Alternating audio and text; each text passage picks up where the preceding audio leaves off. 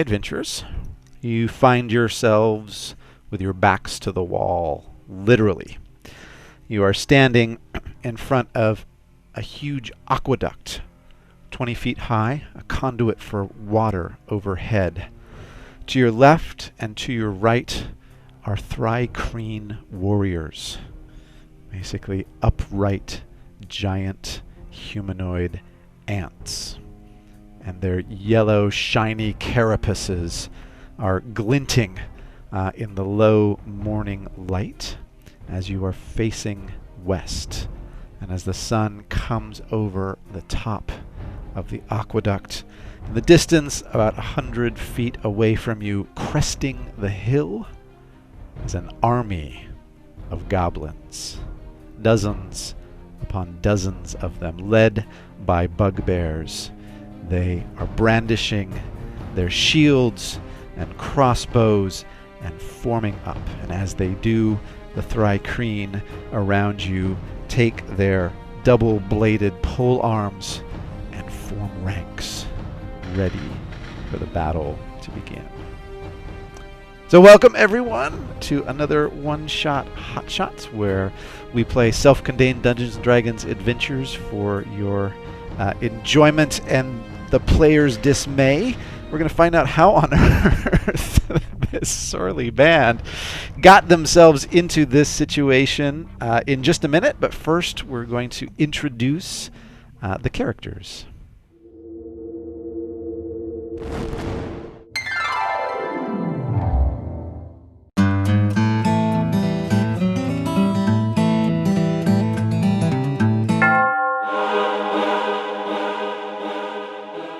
I say, is there anyone here? Yeah, I feel well done.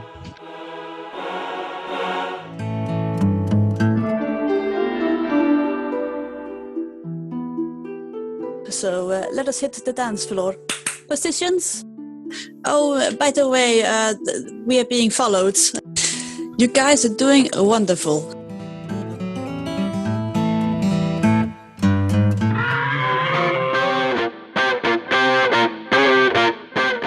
Nobody bites my drinking buddy.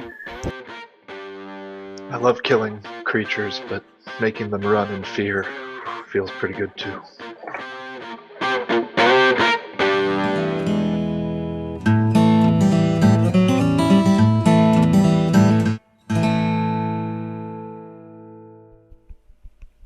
think Gamis is happy about this decision. Oh, and we're back. Welcome back, everyone.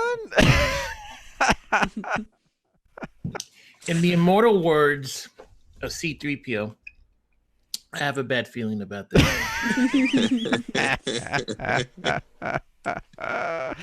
When the DM has a spreadsheet full of mass combat rules at the ready, you know it's going to be a good adventure. So, several days earlier, still in the Desserin Hills, still making your way to the north, accompanying Sir Calith, the Dwarven Knight, on his mission to deliver the magical treaty to Mirabar, you encountered the captain of a Thri Kreen warband. This upright, proud, humanoid creature who, you can't help thinking, looks exactly like an ant. His mandibles sort of click in a language all his own, but as they do, a little gem at his throat glows and translates what he says into common. And as you speak back to him, a little gem in a band around his forehead also glows, translating common into his own tongue. He has asked you for help because he needs, in particular, strong warriors, and most importantly, those who can wield magic as well. His colony is under threat, under the threat of possible extinction of a band of goblins and bugbears who roam these hills, and they are trying to cut off their water supply, supplied through a magical aqueduct, which actually the water flows uphill into their colony up in the hills from the river. he needs your help, and it occurs to you that the Thri Kreen could in fact be a powerful and useful ally in your quest to gather up allies and support for the coming war threatened by the Thayan Red Wizards. And so you recall the questions you were asking him and the preparations you were making a few days before, getting ready to support their proud warrior band in taking what might be a final stand against the goblin tribes. Oh dear. So we had a rest, right? We had a long rest before You this get a massive long fight. rest. Thank you. You get a long rest. Thank you. Take the longest rest of your life before this little encounter, before the field of battle unfurls before you. So this is us just recalling talking to him prior to that. Yeah, talking to him, questions you might have had, and preparations you might have made. They're a very proud and wonderful race of warriors. They promise to give you, in return, a band of comprehend languages, a headband of comprehend languages, and one of their ceremonial githka, these wonderful, long, double-bladed polearms that they wield as sort of martial weapons. The ceremonial githka would signal to all Thri Kreen that you encounter subsequently that you are allies and friends of the proud Thri Kreen tribes.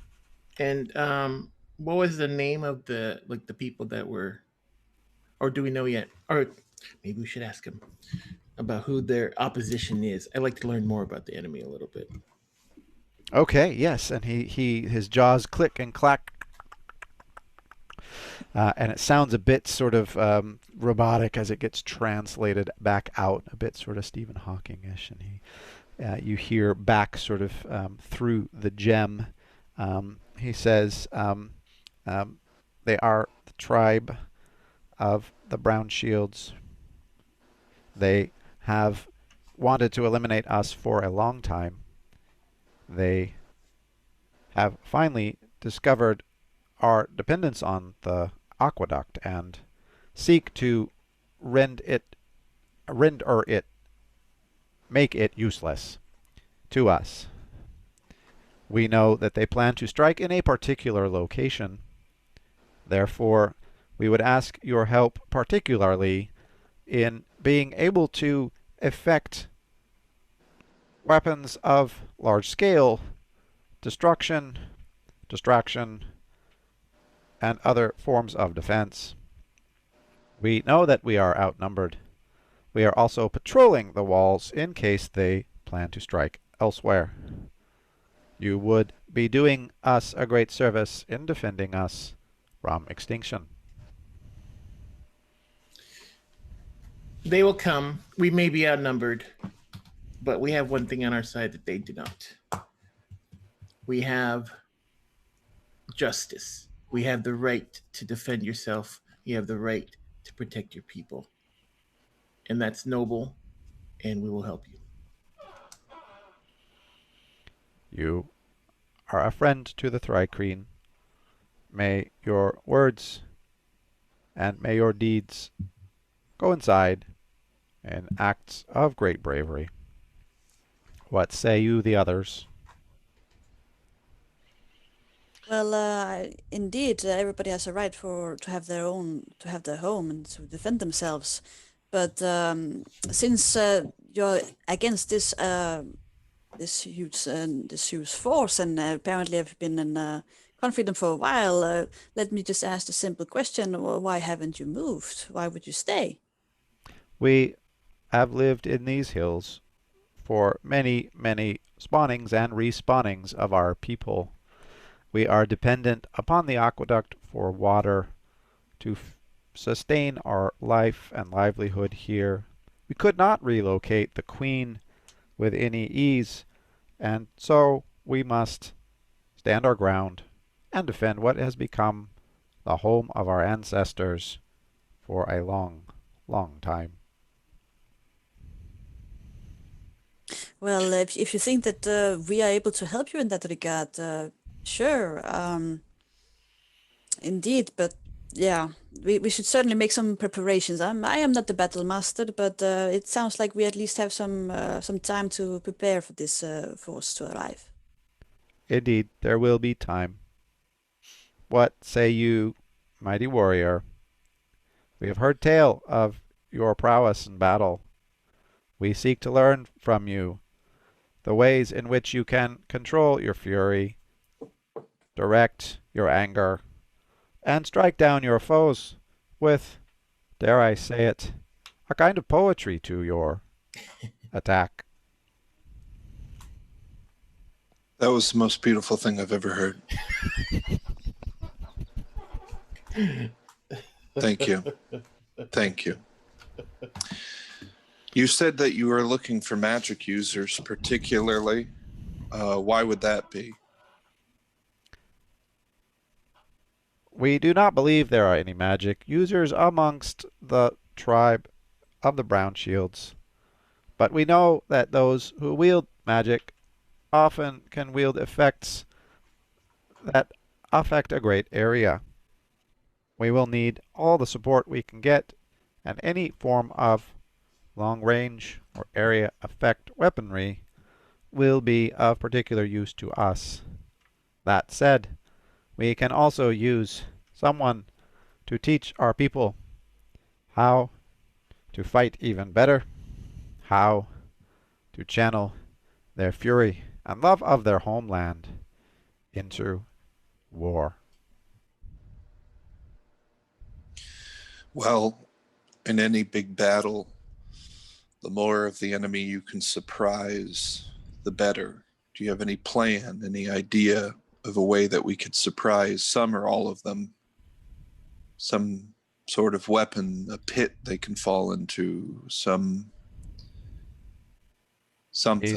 These are excellent ideas, and we would welcome your strategic thinking in this regard. What say you? Will you join us, mighty warrior, in defending our home? I will join you. You are honorable, and I hate goblins. In that we are united, my friend and my ally. What's the plan? I think right now we need to have a montage. I think we do. I think it's montage time. So Yep. we got the music. We got the 80s music pumping in the background. Maybe and, Erky's like showing them how to do some attacks. Yeah. You know, he's got it. He's got one of their what do you call it? The Githka in your hand. This double pole arm, learning how to hit once, hit twice. Marshall, I'll tell them how to like create choke points. Great. And see if there's anything if there's anything in the terrain we could use to get them all together so that any AoE spells or anything like that will do better splash damage. Great. All right. So you're working on the I don't know what Gideon's gonna do. Teach them the power of dance. Yeah. Go ahead, Cam. Go ahead, Cam. Well, they can dig. I would think either some of them could lay weight underground or just create a big pit that is covered with loose soil so a lot of the goblins fall into it, and we could just drop fire bombs into that pit. They love this idea. Yeah, that'd be pretty brutal. And then, if they get past the pit, some could be popping up behind them once they've passed. So we'd have them surprised and surrounded. A little bit of an ambush after the pit, Excellent. Yeah. All right. Yeah, so in the montage they are laying, big spiked, sharpened tree trunks to create barricades on either side to create a choke point of where they think the goblins are going to come through. They're digging a big trench right ahead of that choke point, and they're going to station two small warbands of Thri Kreen, one on either side, to rush in behind them. once they've hit the pit, and attack. All right, let's see how well you guys have been guiding and supporting them. Marshall, your martial prowess. What do we think here? That's probably something to do with either intelligence or wisdom. I would. Well, here's what I would say. Marshall did successfully kind of help the campaign when we were. What was it? Orcs that were attacking. Yeah. A fort up in the north. Quite some time ago. Star of Asmodeus, you know. Yeah, the fort. So I think he kind of has some wisdom in regards to that. That's what I would advocate for. Yeah, I would agree with that. Okay. What are we thinking in terms of abilities that you might be able to roll something up here for us? Survival, perhaps.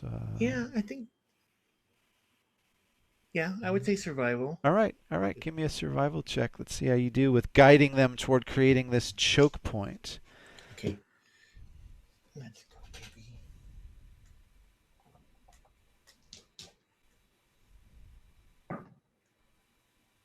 14 plus 4, 18. 18. Very good. All right, we're going to count that as one success. Erky, you're advising them and training them. Let's see, what are we thinking here? Something maybe a bit more physical in terms of your guidance. Maybe even just in athletics, something like that. Athletics sounds nice. Am I able to teach them rage?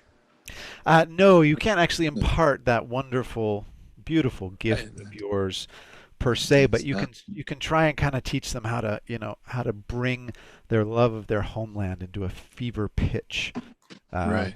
And as they do, their little mandibles start clacking. This din of clacking goes through the army. Let's see how effective that is. Okay. Give me a strength athletics as you're showing them some moves. Why is it that when you said that he's like wants to teach him rage, I just imagine a bunch of ants around a tea table.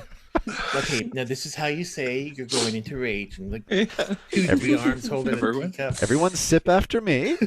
Pinky up. Say it. Rage. Say it aloud. Good rage. They're like, it's not sinking. I don't feel it. I don't feel this. I don't know. I feel more warm and soothed. Really. I feel a little clearer now. Relaxed and sleepy. Yes. Excellent. Well, we'll stick with strength athletics. Yeah, let's try strength athletics for the moment rather than your team-making attributes.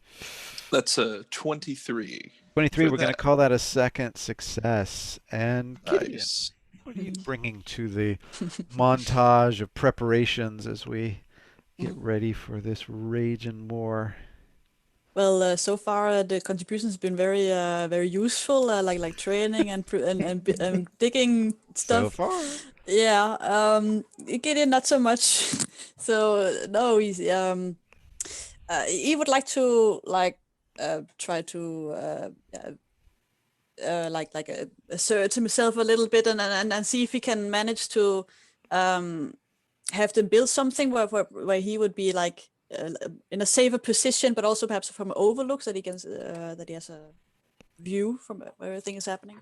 Excellent. Yes, and they do. They manage to basically erect a small tower on the top of the aqueduct, straddling the water channel on either side. A lovely little sort of lookout tower just for you. They put a nice chair up there. It's a soft, cushy, padded chair just to your specification. I like the montage. There's little bits of Gideon, like more pillows, and then another pillow. More pillows in the back, please. Yeah, armrests, and they put one in. Yeah, like Gideon sits in it and it's like, yeah. Nope, sorry. Nope. Gonna need a footstool here for that. That's my feet aren't touching the ground, people. Yes. Oh, perfect. You can still feel the pee. I can still feel the pee. Yeah. The pillow. That's right. Yeah. Oh, where's my sun umbrella? That's right. Hello. I'm gonna burn out here. Thank you. Beautiful. All right. Well, Gideon, you are on top of the aqueduct. It's about a little 5-foot platform, so about 25 feet above.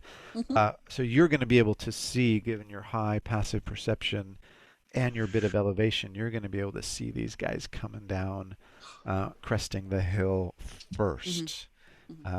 So I'm going to actually, as a result of that, I'll give you advantage on your initiative check when we go into initiative order for choosing the high and cushy option in tonight's adventure. All right, I love it. Okay, great. Literal ivy tower. Yes, literal ivy tower from which you will. It's like a high height where you also do with some bushes or whatever, like say a tree or whatever. So it's out of sight also. Nice. And it feels and away from the combat, then it's great. Yeah, that tower on top of the aqueduct with a couple of bushes around it, that's not suspicious at all. Looks like a tree landed on there. They'll do their best to try and conceal you. But yes. All right, excellent. The goblins crest the hill. They are 100 feet away. The Thri Kreen are on either side of you, preparing for battle. And I think the montage music begins to fade away, and you hear the clacking of mandibles as they are whipping themselves up in unison into a frenzy for battle. And on the far side, you see the goblins banging their brown leather shields, and it makes this loud, low drum. So the high-pitched clack and the low drum intermingle. And it is time to roll for initiative. Here we go. What are the numbers? How many of us? How many of them, more or less? You can see at the moment, you can see at least 50 or 60 goblins on the hill, and 3 or 4 bugbears, so they're in kind of groupings. Yeah. For now, that's what you can see. It's kind of the first wave. I got an 11. All right. 11 for Marshall. 22. 22 for Gideon. 15. 15 for me. All right. Well, there's a lot of them, and they look ready to go. The Thri Kreen. So it's gonna be Gideon first, then the enemy. Let's call them. Then Erky, then Marshall, then your allies, the Thri Kreen, are bringing up the rear. And so, yes, Gideon, you have been waiting for this moment, getting ready to direct your buddies and the Thri Kreen, and you can see farther and better than anyone what is coming your way. Yeah. So upon seeing this horde approaching, Gideon is very content and very happy about this high height that he managed to have constructed. He looks down towards his companions at the front lines, I'm guessing. They're getting ready. Yeah, and from his high vantage points, he will speak some words of encouragement to the troops. And he's gonna say towards Erky. So, Erky, I can imagine for you there's no sweeter music than the scream of your enemies. Now go compose. And he casts his magic, and he's casting haste on Erky. Excellent. Erky is hastened. Okay, what does that give him? Just so we know for when that happens, he gets. First of all, +2 to AC, armor class. You have advantage on dexterity saving throws, and you get an extra hasted action. Awesome. That's awesome. And your basic movement speed is doubled. Oh wow, that's 80 feet. That's awesome. Damn, that's pretty good. Not bad. Okay. Erky is you're just a blur. The rest of the world just seems to slow right down. And for Marshall, Gideon will say, Father Marshal, even the gods shall be awestruck by your deeds today, and you feel bardic inspired. Excellent. And then he just leans back on his comfy chair to watch the show. My work's done. All right.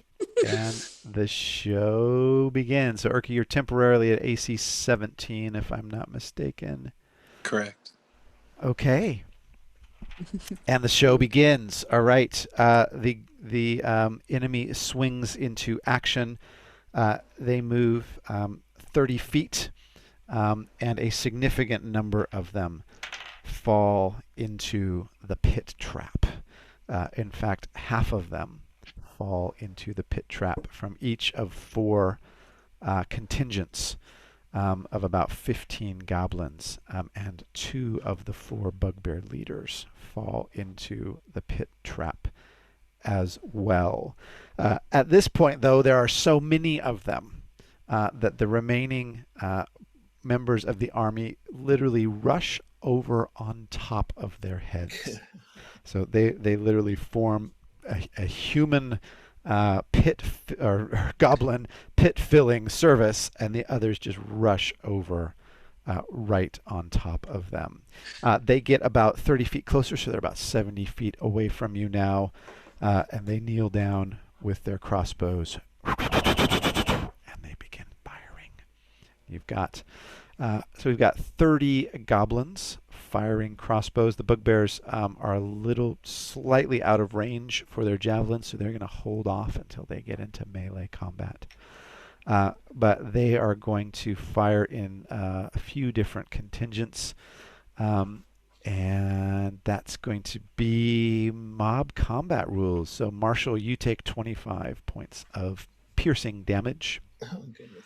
Urki, you would have taken more, but thanks to your haste, which I believe goes into effect immediately. Yeah. You only take, less 1 minute. You only take 25 points of piercing damage as well.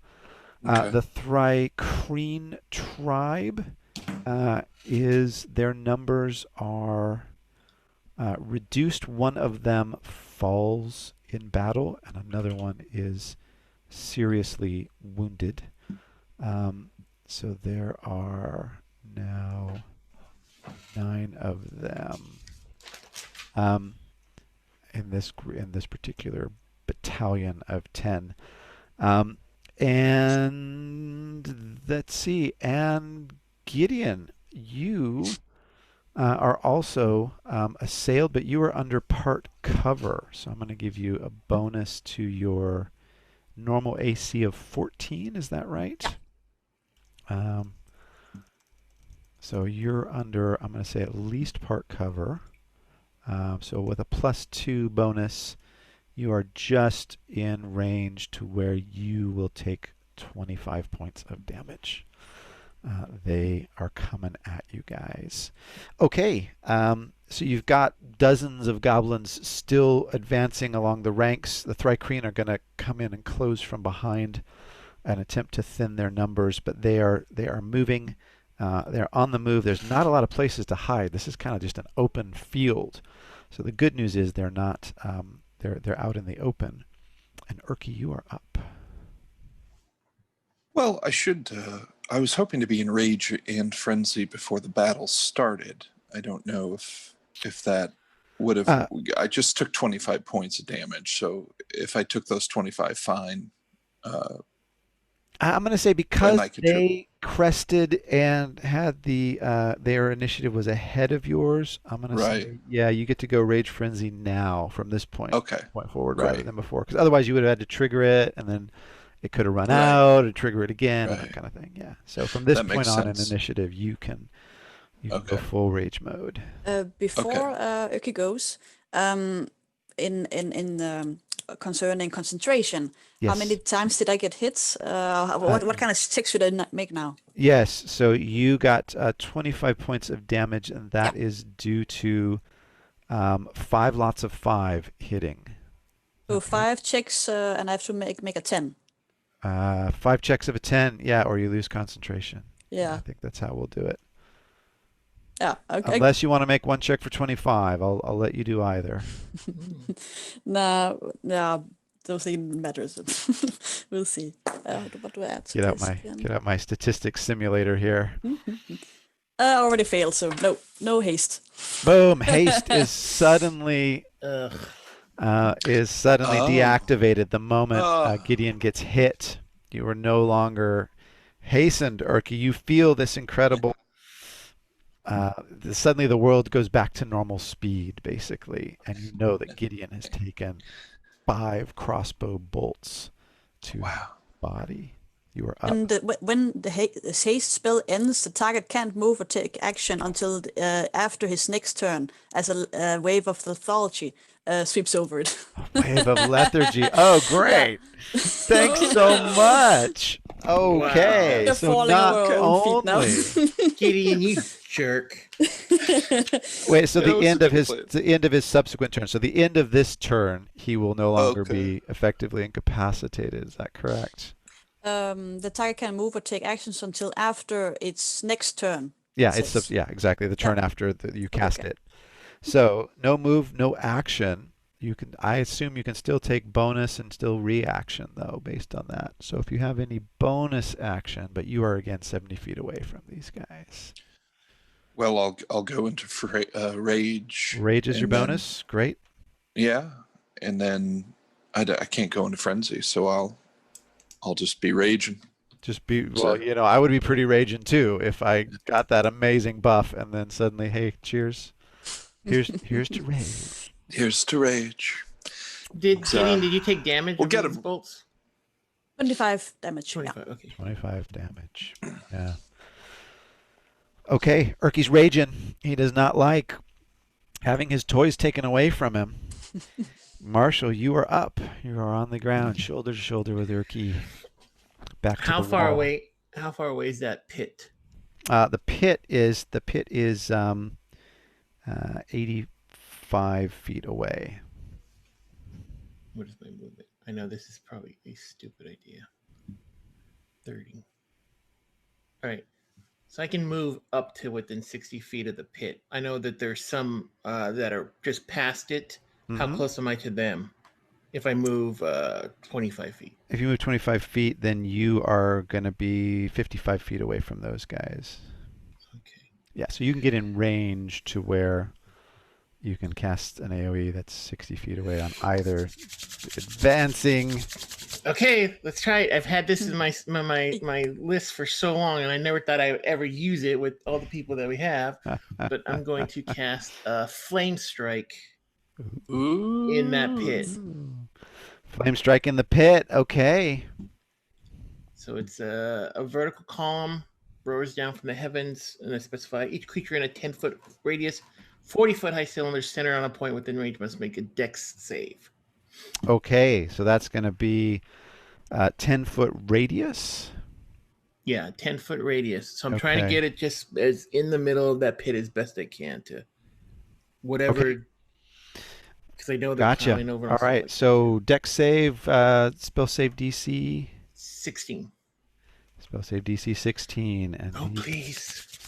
And these guys... We're looking at goblins are, they've got some. Yeah. For goblins, they've got some dexterity. Yeah. So I wouldn't rub your hands together too hard just yet. But 16, right? Yep. Okay.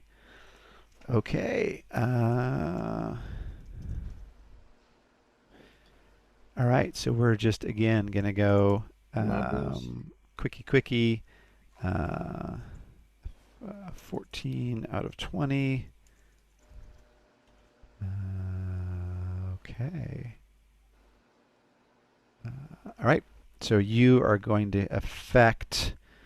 Yes. So of the mob that's in there, which is about 30 goblins, you are going to be able to hit, or the failures are going to be.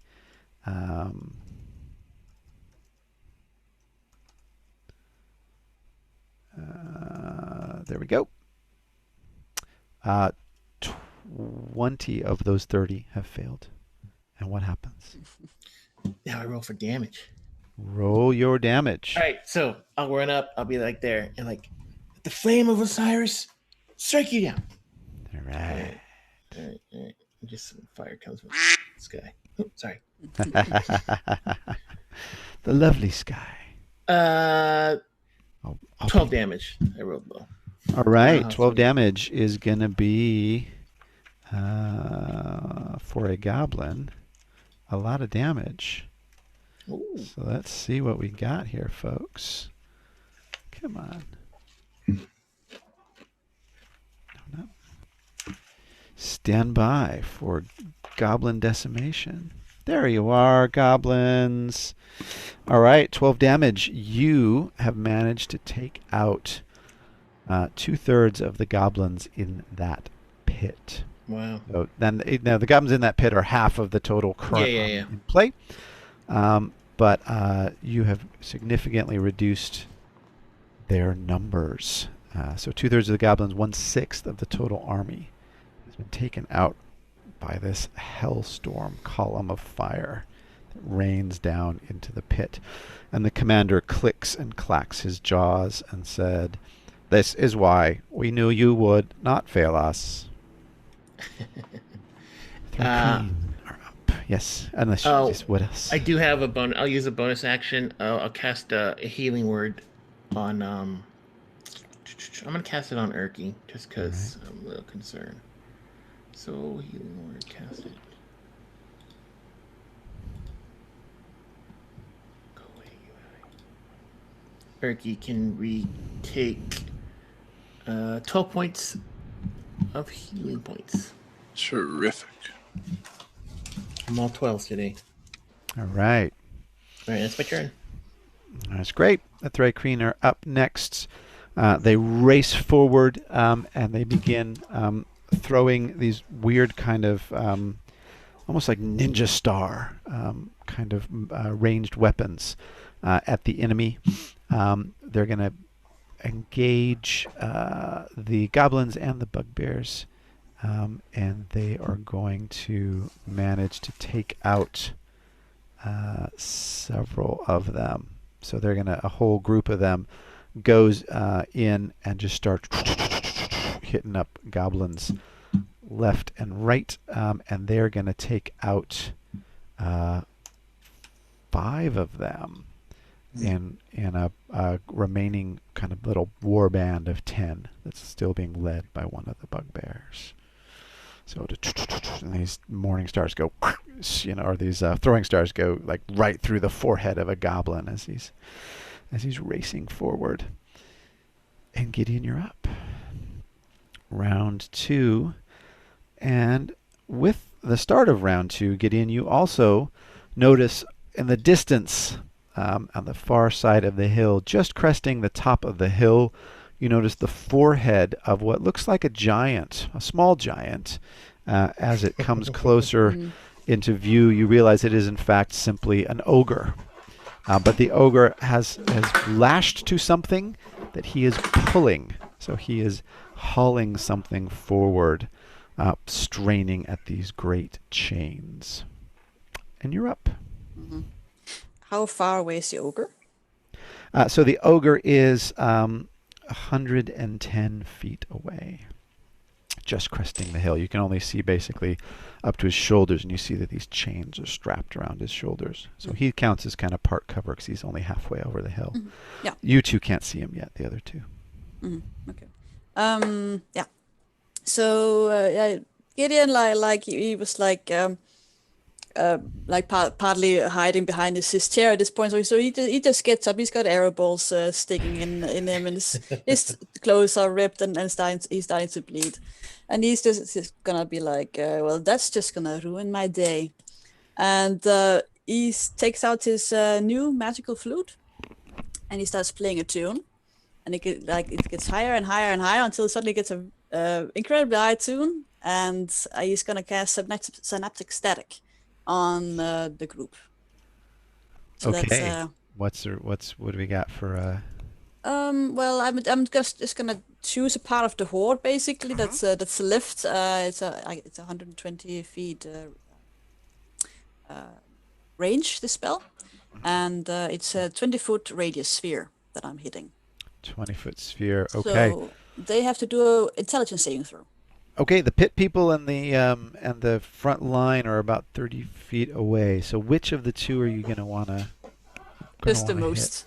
The closest, or the most. Okay, the most is going to be that front line, right? Because Marshall did a column of massive damage on the others. Okay, psychic damage, intelligence saves, whole bunch of gobos. Not the most intelligent of all beings in the world. I've got a vibrating. The battlefield is vibrating at the moment. Okay, not the most intelligent of creatures. What's your spell save DC? 17. All right. Okay, so I'm gonna give you of those 30.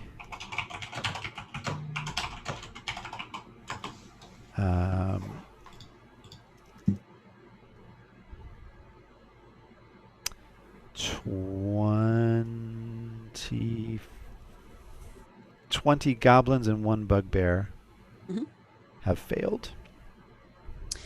So full damage is 27 psychic damage, and half on a successful save. And if they have survived, they have a debuff. I don't know if they survive. Okay,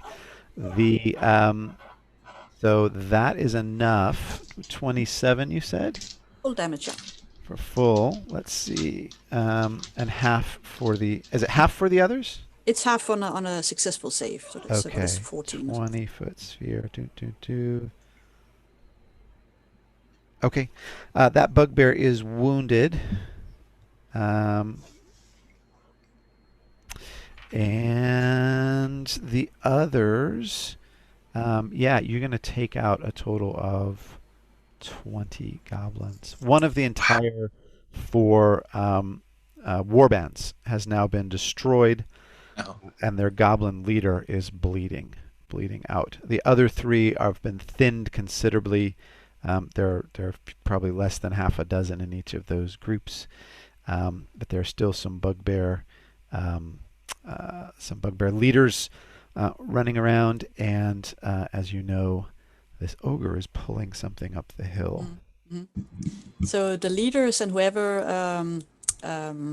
failed the save but survived, they have to roll a d6 and subtract the number to any attack roll ability checks. Okay, why don't you give me a d6 and we'll just do that for everybody. 4. Nice. Okay. That's nice. All right, They can make an intelligence saving throw at the end of the turn to try to remove the effect. To remove the effects. Okay. Most of them are not going to be able to do that. All right. The goblins and the bugbears are up next. They again advance. They are now one group is 40 feet away from you. One group remains 70 feet away from you. They open up with their crossbows. And at this point, there are far fewer of them. So Marshall and Gideon, you are no longer under cover. So Marshall, you take 5 points of piercing damage as only 1 of the arrows hit you. 2 hit Erky for 10. We're going to reduce that to 5 thanks to your rage. And Gideon, you take a full 10 points of piercing damage. And I don't think you have any concentration spells in effect at the moment. No. No. Erky, you're up. You've got a rather nicely softened group of goblins ahead of you, about 40 feet ahead of you, and 1 bloodied and 1 full-strength bugbear chief. And there's another group of goblins. Yeah, I should probably yell that out also. We have more incoming. More incoming. On the hill. Yes. Right. Erky will use his bonus action to go frenzy. Yay. And start screaming madly because he's never been in a actual, war before. Yeah. It's pretty exciting. Battle. And he's just going to sprint straight at the nearest, bloodiest bugbear Like, All right. you go at it. I would not want to be that bugbear today. All right. Roll up your attacks. He's spinning his war axe as he bugbear. runs up. Yeah. So I'll get a couple attacks with counterpoint. First one is a 17. That's going to hit. Bugbears are AC 16 only. Nice. Oh, goodness. Yeah. And I get to re-roll that because it's only 2 damage, and I have that skill now. Yeah. No, that's a 1, and I have to keep it because that's how the thing works. But it's +8, so 9 damage. All right. Yeah. So he is still bloodied. He is well bloodied. Hit him again. That's a hit for. That will be 17 damage. 17 damage. All right. Much better. That's the Erky we know. That's our boy. That's our boy. All right. Swing. Looks like another one of those could take him out. He is cool. He is getting hit hard. Okay. Cool. Anything else? That'll be it. Just screaming. Screaming. Just the screaming. Just Always here, run of the mill screaming. Run of the mill terror screaming. Yeah. They realize they're in for more than they bargained. Marshall, you're up. A couple things. So like Erky hit that first hit. Maybe he like pulled out and look at his axe like a flashlight that's going out. Like, what's going on with this thing? Shake it up a little bit, and then get that bigger hit. Like, okay, there we go. Boom. Yes. Lands solidly. Nice. And then after Marshall was feeling pretty good about using this offensive spell and killing a bunch of goblins, he saw how much damage and how much Gideon did, and kind of just mutters to himself like, always has to be the center of attention, doesn't he? Doing better than me. But having said that, I think I'm going to cast a new spell here. I'm going Pulling out to all the new spells. I know. Yay. Well, I never get to do this. I know. I have one called Insect Plague. And where is it at here?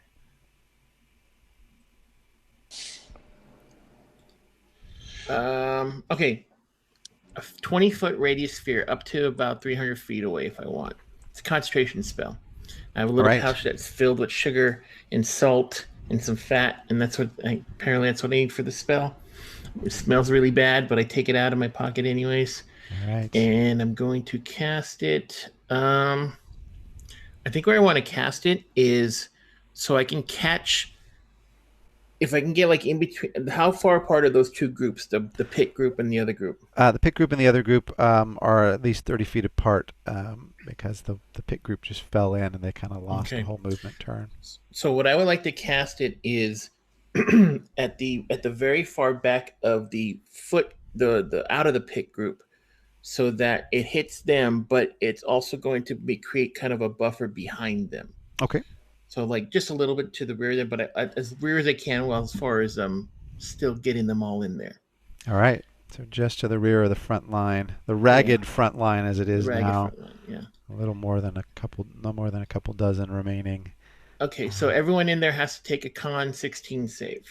DC 16 con. All right. All right. Let's roll it up. Oh, there's my goblins. Okay. All right, little goblins. Con. Yeah. Okay. DC 16 con save is going to land you...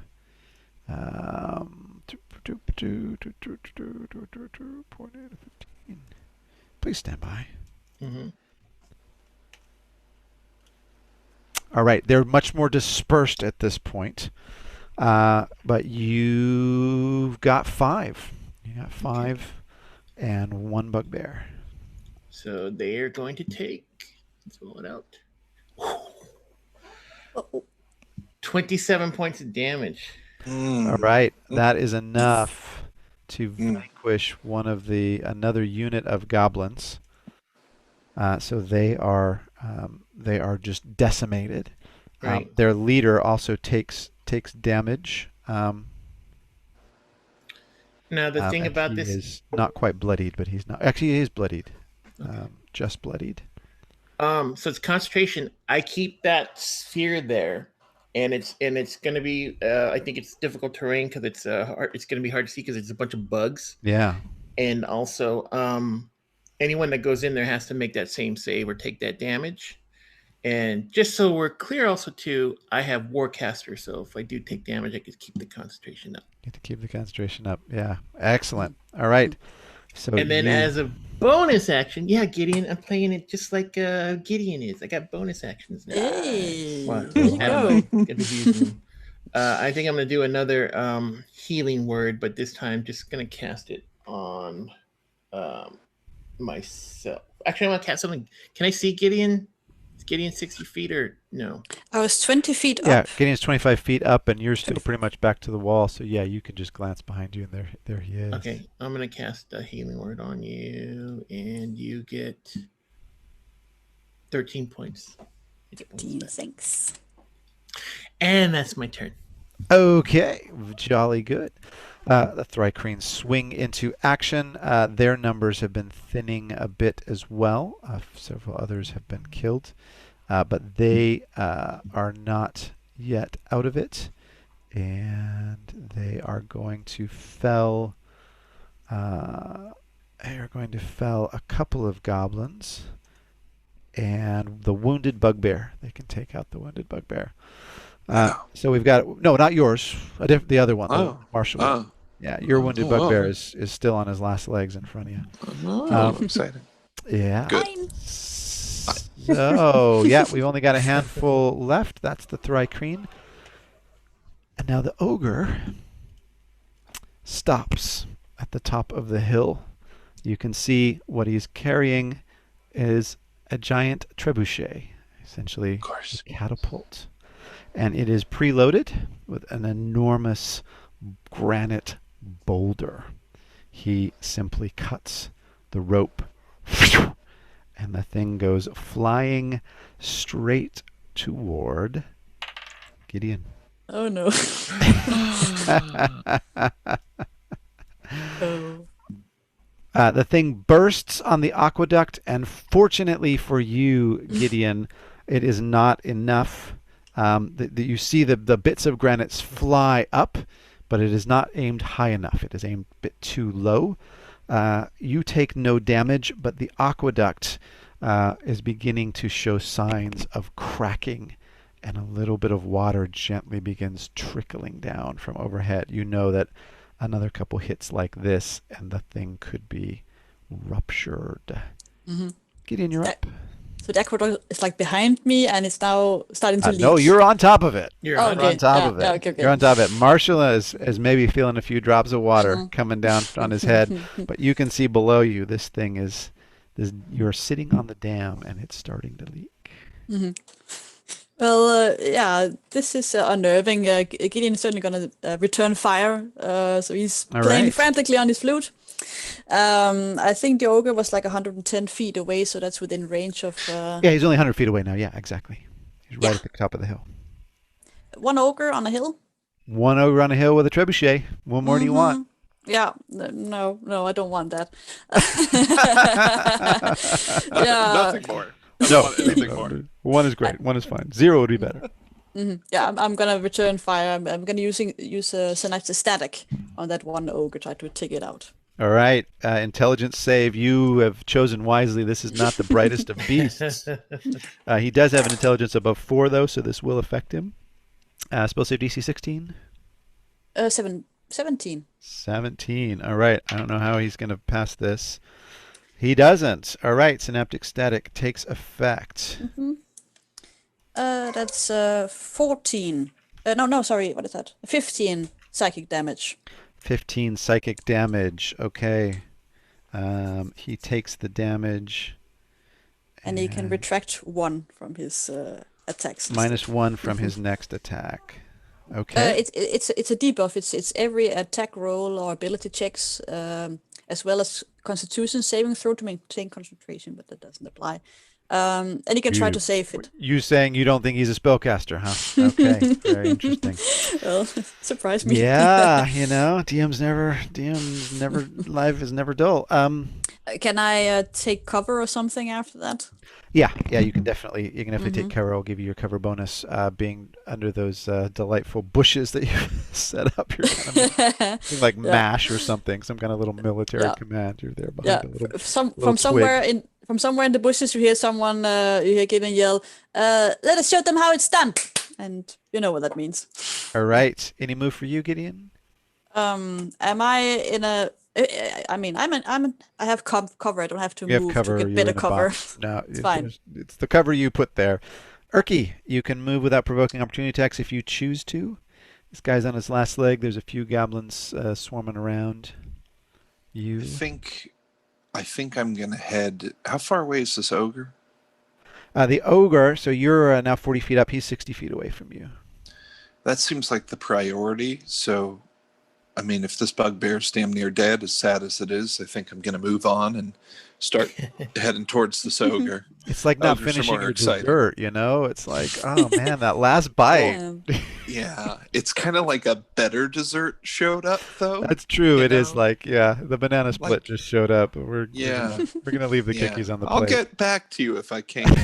We'll come back to that. If you're still here, we'll get back to that. Yeah. But for the moment, all right. So you can move your full move, which is 40.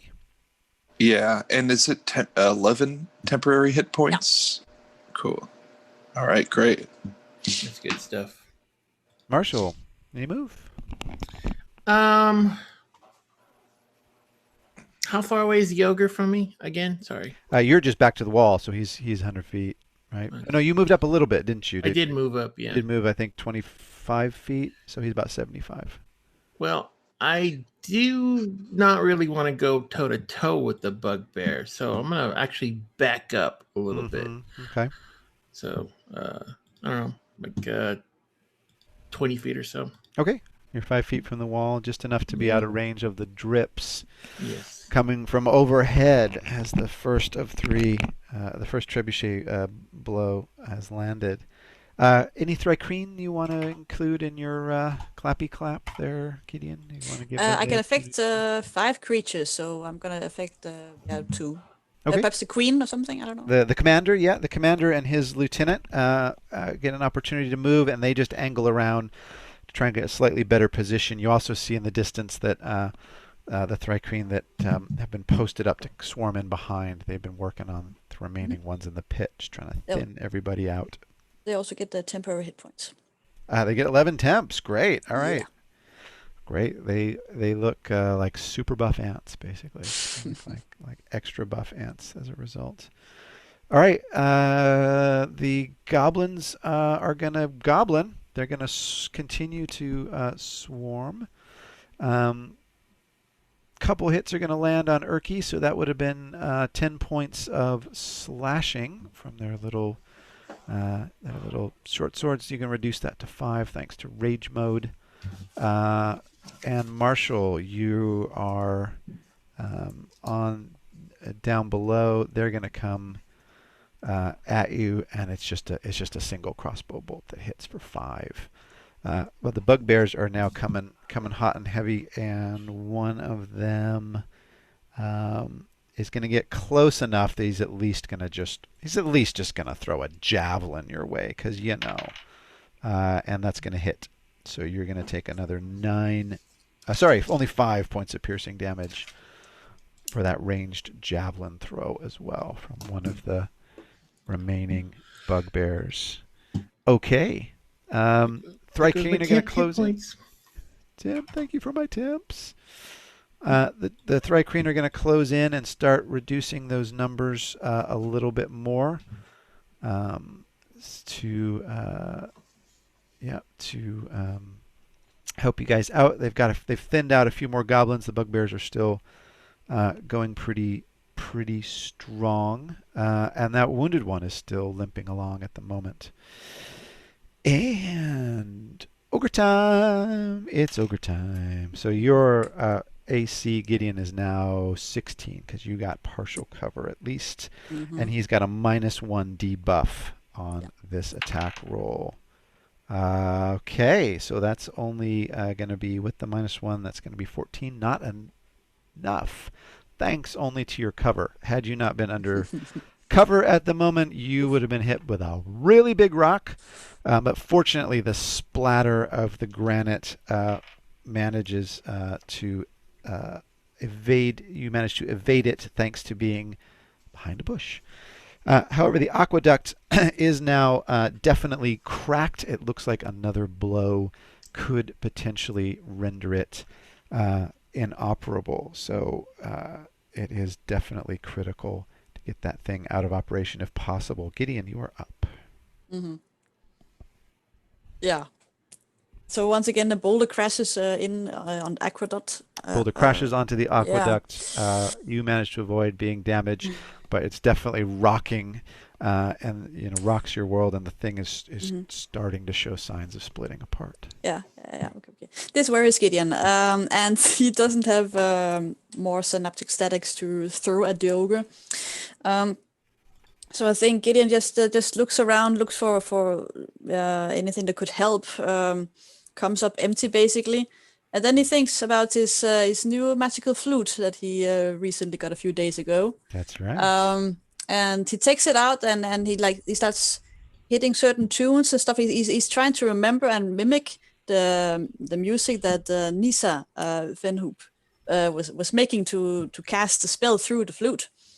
And what Gideon's basically going to do, he's going to try to like hold an action and cast the spell levitate.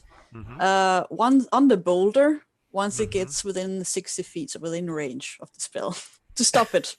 Basically. One creature or loose object that you. I mean, it's moving towards me, the but range is 60 feet. It's going to be fast. I'm going to give you. I'm going to give you a dex check to be able to get it before it lands and to get it. To hit the range. It's usually a creature or loose object that's not moving quite that fast. So I'm gonna throw a dex check on there. Yeah.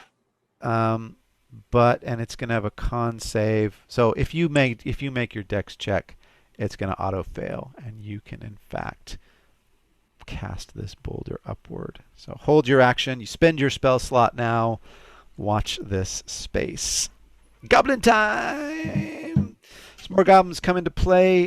This time the bugbear closes range on Marshall, and he's going to just come at you with his Morning Star. 16 is not quite enough. Nope. And you manage to evade thanks to your excellent shield work. You manage to evade that attack. However, goblins are continuing to swarm.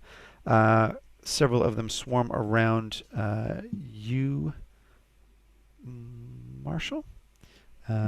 And you're going to take 5 points of slashing. Urky, goblins coming your way. You're going to take 10 reduced to 5. And Gideon, they're not firing their crossbows at you at the moment. They're thinking that giant rock hurling your way will finish you.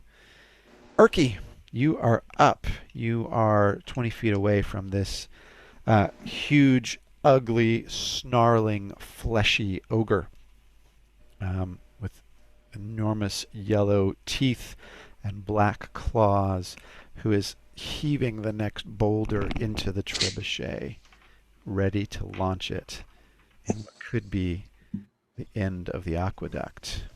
Yeah, Urky cannot believe the cowardice that this ogre is showing. He's always known they were cowards, but this is on another level. So he's going to go into reckless attack. Ooh. So for his 3 attacks, he has advantage on all 3. And we're going to use counterpoint here. See what we can do to this ogre's stupid, cowardly body. Here. Yeah, he's basically naked. He just has this very thick hide.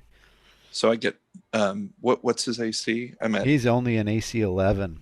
Armor there. Oh, well, that was the 13. That was the 13 without bonuses. So that's going to hit, but I'm going to roll in case I roll again in case it's a critical. That's right. and it isn't. So that's all right. But the damage is 18. 18. 1-8. All right. And with that, the creature is bloodied. Great. Let's do it again. Do it again. That's a hit. That's 16.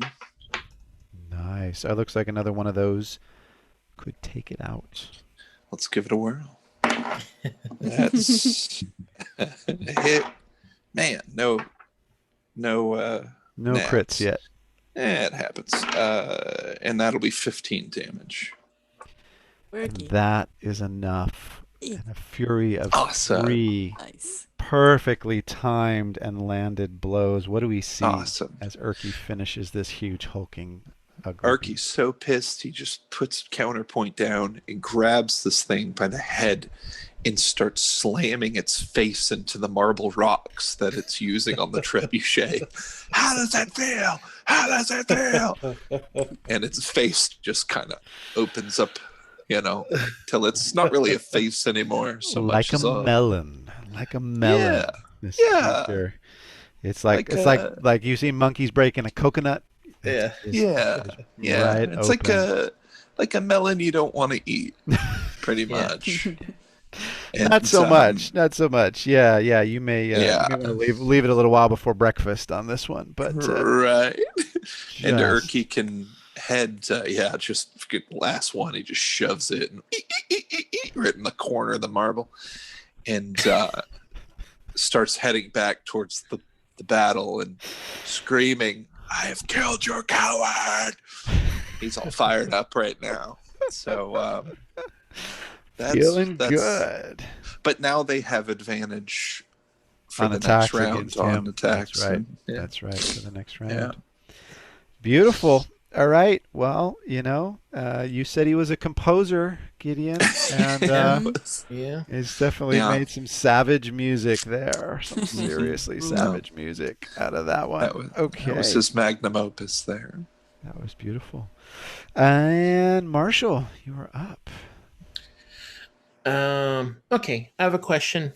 Did anything, my insect swarm, did any of them come out of the pit and go into that, or they haven't done that yet? The reason I'm asking is because I'm concentrating and I want to do something that breaks that concentration. Oh, right. Okay. So that pit, when they enter it, they've got to do... That's when I think I put it, like, they're coming... Between the two, yeah. Yeah, between the two, yeah. They're pretty much all out of the pit at this point. You could pick up a couple, but you're thinking strategically. If you got something better, that's probably better at this point. They're pretty dispersed. There's like 9 or 10 goblins and then, a couple of bugbears left. One of them's how many are like around me roughly? There's just a smattering around you. So there's a couple that are going to probably pick up Urki on his way back. But there's definitely a bugbear on me too, though. There's definitely a bugbear on you in melee at the moment. All right, so I'm gonna break off my bugs and call my babies. That's the most D&D sentence I've ever said. And I'm gonna cast my Spirit Guardians. All right. So 15-foot radius concentration around me, and then they have to take a Wisdom DC 16. All right, DC 16 whiz save on the goblins and the baby with your babies. So that's gonna hit when they come through the line. Yeah.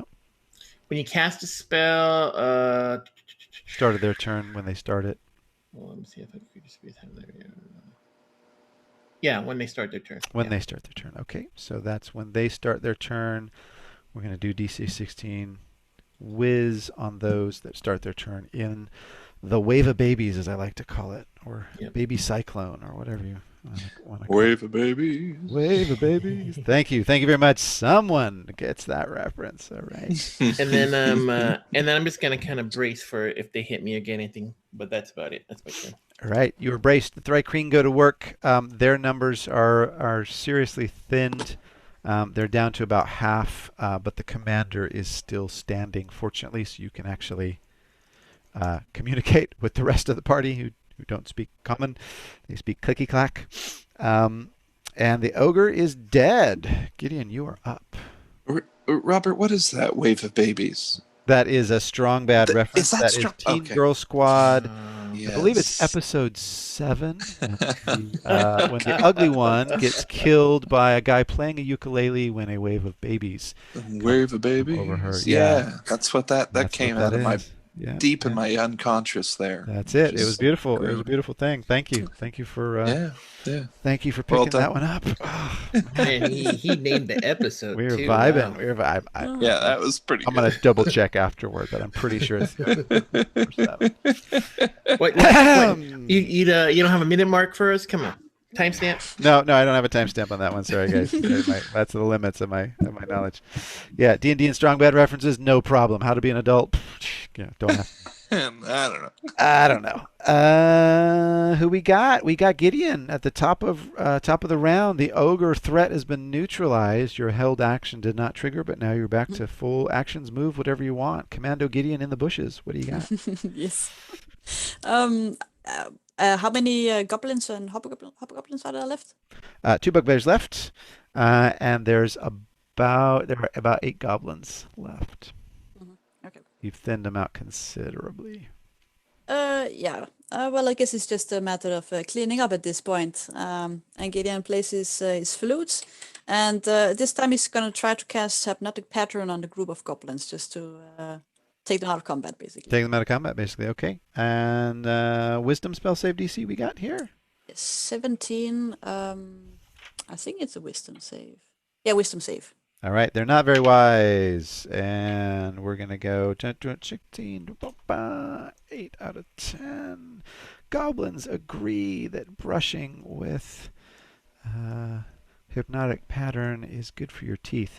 Okay, so we're gonna give you 6 out of commission. 8. Yeah. There's only a couple left that are in their senses that have not been completely hypnotized by you. And the battlefield's looking real ragged thanks to your montage preparations earlier on in the day. Anything else, Gideon? No, I'm good here in my hidey hole. All right. So some of the goblins, we only got a couple left. They are going to...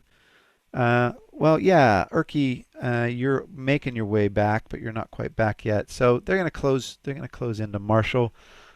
From the remaining goblins, you're going to take 5. And from the bugbear Anya in melee...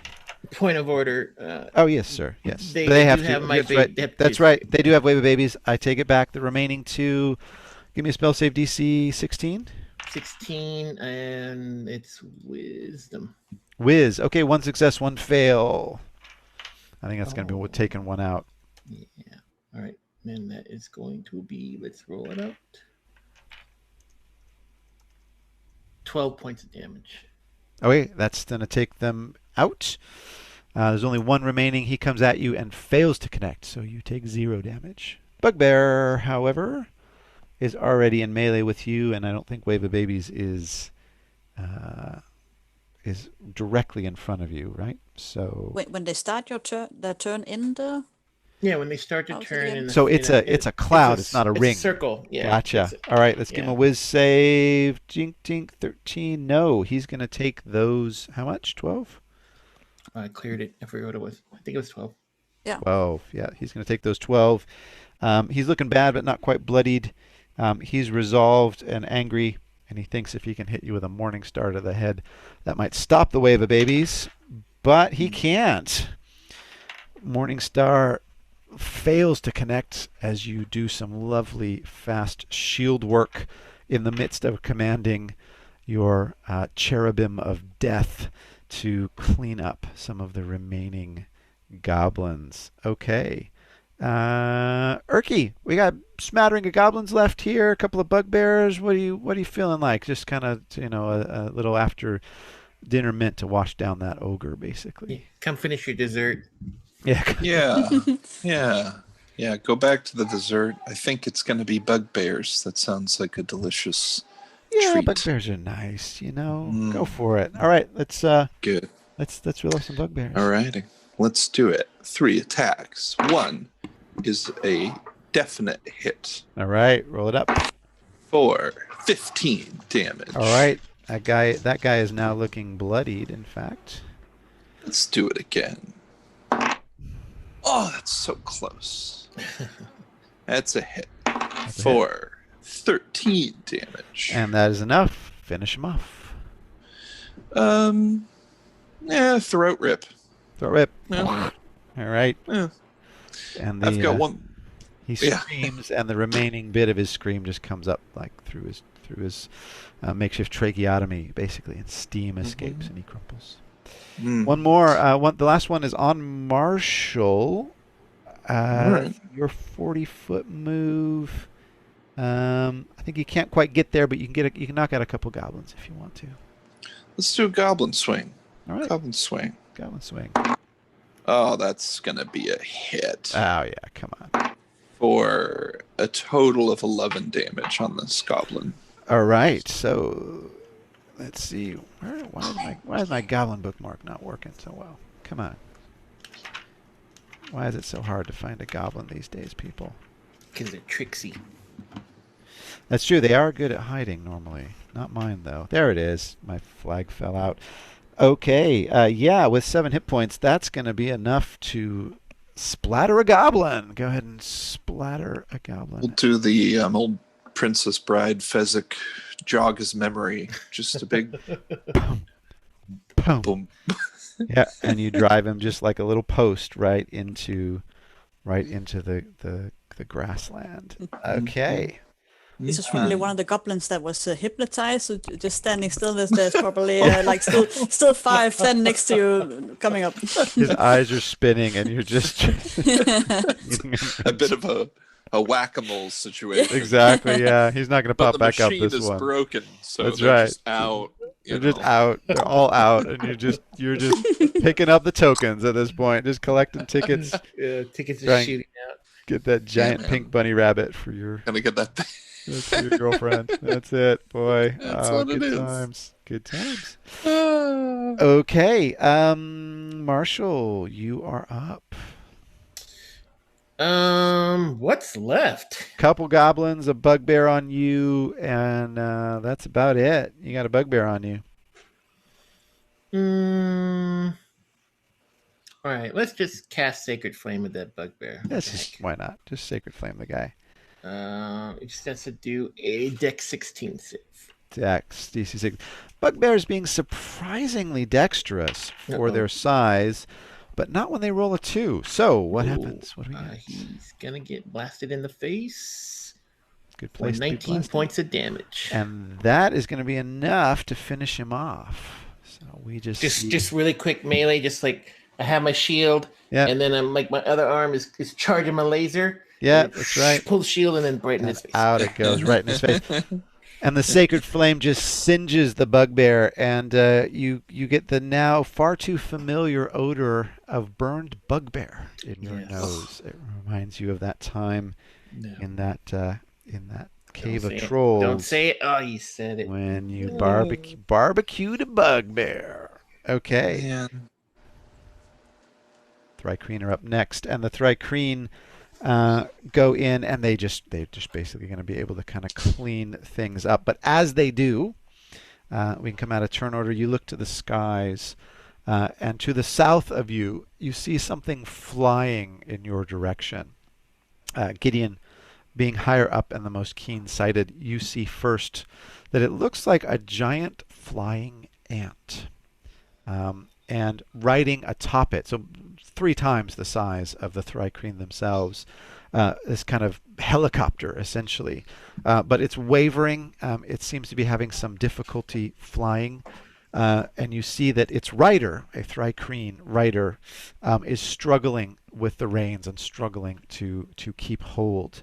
The thing comes down, and the 3 of you, as you reconvene at the leaking point of the aqueduct being reparable still at this point, but definitely damaged. Water is beginning to pour down it like a bad plumbing situation. The creature comes getting down to a kind of crash landing, and the Thri Kreen gets out and kind of staggers over to the commander and begins clacking its mandibles. And the commander, finally, the creature dies at the commander's feet, obviously having been burned by what you think is some kind of magical attack. The commander then says to the three of you, "This was a diversion. The real attack is to the south of us. There are magic users there, and we will not be able to hold them off on our own. Please, if you would, take to the skies, mount this creature, go to the south, and stop the attack. You have done wonderfully well here. I know that you will be able to at least stall them long enough so that our remaining troops can arrive in time. Please, take to the skies. You are our only hope." Hopefully the Lucas Company won't come after us on that one. But... Oh, the second one today too. Yeah, I'm like, with haste, I'll go and. All right, you mount up onto the giant flying ant helicopter. Gideon, you're up a little higher. You could jump down if you choose to, or you with a sigh, he's gonna join his companions on the mount. I suppose. And you jump down, and the creature sort of hovers up to you, and you just sort of gently jump down. Erky wistfully looks at all the loot lying on the ground waiting to be collected and jumps on the back of the thing. Instead, he what does he I mean, would that have been the duration of rage and frenzy? Rage and frenzy, how many frenzy is it a minute? Something like that. How long is it? Doesn't say. I think it's as long as you are in combat, that if you are attacking or being attacked, you can keep raging. Got it. Oh, when the rage ends. Yeah. So as long as the rage is going. Yep. So your rage is going to end for this one. What if we kept slapping Erky? Stay mad. Stay mad. That's right. You're going to do unarmed strikes on him the whole way there. Yes. Yeah. Hit me. Do it. No, so he'll then, if it's dying, he's taken a level of exhaustion, so when they get up to the battle again, he'll be exhausted. He'll do rage and frenzy again when he gets there, again. But he did take one level. You take one level in the meantime while you are on the back of this thing, sort of slumped over as this thing helicopter and it follows, as you would imagine, the length of the wall. Yes. I think just because I'm not sure what's going on, and if we're out of combat, I'm just gonna do a quick heal on Erky. Yeah. Because I don't know. Never made it. So I'm just gonna cast that really quick here, and Erky take up 9 points of hit points. Awesome. Mm-hmm. All right. Cool. Thank you. Okay. Yeah. Anybody looking bloodied? You guys still got some fight in you? No, doing all right. Got the 20 hit points down. It's fine. All right. Okay. And the chopper goes flying along, following the wall, as you would imagine. And in the distance, again, Gideon, you are the first to see. I assume you're kind of riding out front, peering into the distance. Along one side of the wall, you see an enormous beast, a hideous, horrible-looking beast, what you know to be some kind of demon. It has a sort of red goat-like head and long horns, has 4 arms, 2 of them ending in gigantic claws like a crab, the other 2 ending in clawed fists, and its feet come down into these long sort of bird-like claws. Its body is leathery and red and covered in spikes, and it is literally just beating on this aqueduct wall with all of its might, with all 4 of its hands. There doesn't appear to be anything else in sight but this demon hacking away at the wall. You are now a couple hundred feet away at a nice high vantage and a nice clear day, and you are the first to spot this. What is this hideous thing? How are we supposed to be fighting this? I've never seen anything like it. This is some vile creature, that's for certain. It looks like many creatures had one baby. I feel like killing it counts as killing at least 3 creatures, right? At least. Let's kill it. I think that's fair. I think that's fair. Well, if you're confident, please be my guest. Not really sure what you think you can do against it. I mean, it's huge. How big is it? It is very large. It's about 12 feet tall. Its arm span, particularly those clawed arms, are at least that, maybe more like 15 feet apart, and it's just bashing away at the wall, clawing at bits of rock, attempting to just pull the aqueduct down. And it sort of howls and hisses as it does. Well, Akidalen, I believe this is a worthy opponent for you. I'm sure your battle will be legendary, and you feel badly inspired to go fight this thing. Yeah. Thank you. And I don't know how you want to, if you're going to roll for it. If maybe we have a little bit of an advantage, because I would like to cast my debuff, my curse on it before Urki attacks, and I don't know if Urki wants to air bomb it or something like that. Indeed. All right. So, Gideon, you really have a passive perception of 21. Is that right? I do. It's observant. Dear Please. Godman, you managed to spot in the distance about let's see how far away. Stand by. In the distance, about 50 feet away off to the right, so just west of the wall as you're traveling south, there's a collection of rocks, of boulders, and you see a little bit of an ear peeking out from one of the boulders. It is a pointy green ear. Give me an intelligence check. Let's see if you recognize it. Just a check. Mhm. That's an 8. Something out there, a creature of some kind with a pointy green ear. Does it look like it's buried under the boulders? No, it looks like it's crouched there and hiding. Mm-hmm. You're now about 80 feet away. This thing, the helicopter is zeroing in. Be careful when going down there, Aki. There's something else, some kind of creature, 50 feet further. Okay, well, time for some rage and some frenzy, I'd say. Or whatever's down there. And Urki does so. So what's the plan? Are you all going to drop down on this thing? I prefer to be stay sitting. airborne? Prefer to be airborne? Keep airborne. Okay. Yeah, I mean, you can land, but not going to dismount. I think maybe if we put ourselves in between that thing and the other thing, whatever Gideon saw, so we can land there. But I'm also like, man, I don't know if Urki has the ability to jump off when we get a little close, just to on that guy, air bomb, airman a little bit. That's exactly my idea. Death from above, straight leaping leaping the demon. Yeah. I'm loving that. I'm loving But it. if I can go on the ground, and Gideon, if you want, can stay on the. I don't know how good you are flying this thing or how it is. Maybe you can do a little bit more, like from up there. If you're so worried about getting hurt. Mm-hmm. Well, I prefer to be in the air. Certainly, I'll be easier to concentrate on this spell, and I believe we cast haste again on Urki. See if it'll stick this time.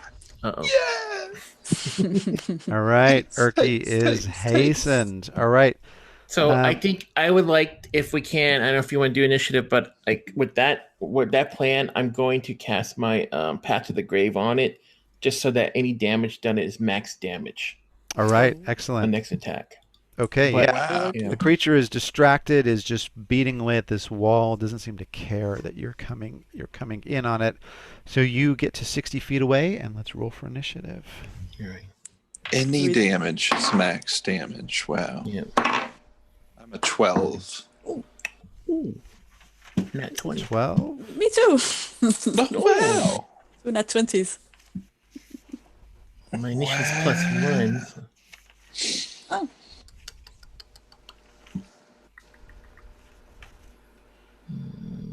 We all just like deep buffing and then basically buffing Erky so we can do a lot of Yeah. damage. That's right. Yeah, Urki's okay. got 4 attacks. Woo! See what this demon can deal I've with. Urky's on a casted- 12, and Gideon's on a 12? 20. Gideon's on Oh. a 20. 20 for well, me too. I mean, if I plus everything, it's 24. It was an, Okay, Gideon on roll 20. 24. And mine's 21. And Marshall on a 21. All right. So Gideon, then Marshall, then the creature, then Erky. Gideon, you are steering the giant ant helicopter, essentially.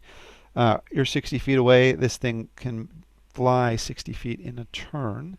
So if you choose to, you can get it right over. Yeah. I was sitting a bit at the front, basically, so I'm going to try to see if I can steer this flying ant and then get it to where we want it to be. All right, yeah, you can steer the helicopter, and it can hover, so it basically goes right above the demon. How high do you want it to be above the demon, Erky, before you drop down? How is this, Erky? How high to just take a little damage? So you take a d6 for every 10 feet. Okay. But it's bludgeoning damage, so if you're in rage mode, you only take half of that. Well, let's do 15 feet. Okay. Because that's a 15 nice poetic amount of distance to That does fall. feel good. Yeah. It feels really cool. Like if it were in slow-mo, which it is in his mind. Oh, it will be, yeah. Yeah. You're hastened. Everything is in slow-mo besides you. Yeah. All right, you're hovering 15 feet above the head of this beast. Marshall, you are up. I'm going to cast my curse on it to give it vulnerability on all attacks. All right, it is now vulnerable to all attacks. Wait, it's got to do a save, is that right? Nope. It's Nope. the next time you or ally of yours hits the cursed creature with an attack, the creature has Max vulnerability to all the vulnerability. attacks damage. Beautiful. All right, he has been marked for you. Set up, Erky. And the creature's up next. He looks up at all of you flying above there. He raises out his hand, and a cone of black light flies from his hand at the ant, at your mount. And the creature is stunned. And on... yes, and immediately is going to begin falling from the sky. So, the creature being stunned, each of you is going to fall 15 feet. Unless you can give me some kind of move, you're going to try and make to fall. Sorry, 30 feet, because it's 15 feet, and then he's about 15 feet high. Unless you can try to make some kind of move, like jump onto the aqueduct, or if you have some reaction like feather fall or something like that. But we're going to do that in turn order. The beast has just stunned your mount, which is now beginning to fall from the sky. And Erky, you are up. So he's taking maximum damage and he's vulnerable? Or what just is the vulnerable, I one? think, yeah. It's the next time you attack. So I think it's just the first attack. So like the first attack hit. So he has vulnerability to all of that attack's damage. Okay. So I believe that means that whatever that attack is, like let's say it was an ability that gives you Yeah. 3d10 or something like that, it would be 30 hit points. Okay. But I thought vulnerable doubles damage. Correct. Oh, You're then vulnerable maybe to I'm damage. You get double whatever that damage is. Okay, Right. then that's what it is. Sorry, my mistake. I misspoke. Oh, okay. Okay. So this is all kismet. I mean, Erky's just gonna jump Add it. Down onto the thing. And he's going to do reckless attack. And so he has 4 attacks, all at advantage, and the first one's vulnerable. So awesome. So are you going to try and land on the beast, or are you going to let yourself land on the ground and go after him? I think I'm more or less landing, I guess, on the beast. Like I'm landing axe first to add his axe face. first onto the thing. Okay, give me a dexterity acrobatics to see if you can kind of land on the beast and make your first swing from there, or if you're going to hit the ground and go from there. Okay, do I have advantage on those because of haste? Or is that dexterity saves, Randy? Yeah. Gideon. It was dexterity saving throws, yes. Advantage. Oh, so does this apply here? No, that's for saves. This is a save, is it not? Or is it a check? No, it's it is a save. Yes, it is a save because you're okay. You're reacting, yes, to the falling out of the sky and trying to land on the back of the beast. So yeah, go ahead and give me a dex save at advantage. Okay, so that's a 5, and that's an 11. Okay, plus your dex mod. Yeah, with the dex mod, I think I'll yeah, that's it.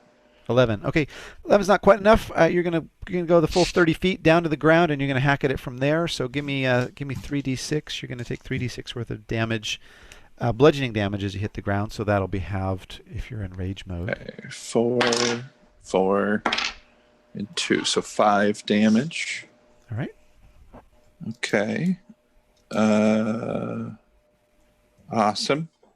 All right. You got now attacks. This snarling, huge demon is before you.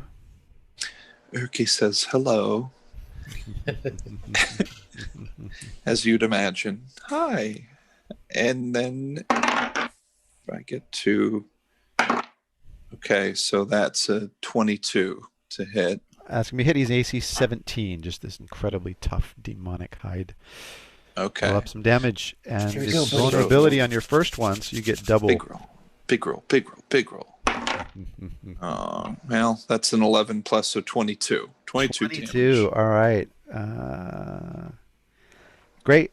And he takes the full force of that as Marshall has softened him up nicely. Okay. 3 more attacks. 3 more attacks. Don't forget. What? Nat 20. Nice. So I get... Okay, so oh dear. Because I have savage attacks, that means I get 3. I get 3d12 plus 8. All right. So here's one. That's 11. And that's 3, 14, 19 plus 8. So 27. 27. All right. Oh, imagine if that was the first one. That would have been so rad. I know. I know. It was 1 roll off. 4 damage. Okay. And with that, no longer buffed and aided by Marshall's magic, that attack, which you know would have been spectacularly damaging to most creatures, is still damaging, but not nearly as damaging as you might normally expect. This creature seems to have some resistance to slashing damage that you've been dealing. Okay. Counterpoint is usually a lot more effective than that, which is strange to you, particularly given that you felt like you were doing so well with that. We've got more attacks to come. You got 2 more. Mm-hmm. Man, that's a 17. Oh, that's even more. So that's a hit for 12 damage. Mm-hmm. And then 13 is a hit. Oh, another 20. Oh my god. Oh my god. All right, roll this up. 3d12. So that's a 2. That's stupid. Oh, I get to re-roll that because I have that fighter thing. Mm-hmm. So that's a 6 on the first one. That's another 2. I get to re-roll. That's a 10. That's 16. Then one more is a 3. So 19 again. So 27 more. 27 more damage. Oh, man. Okay.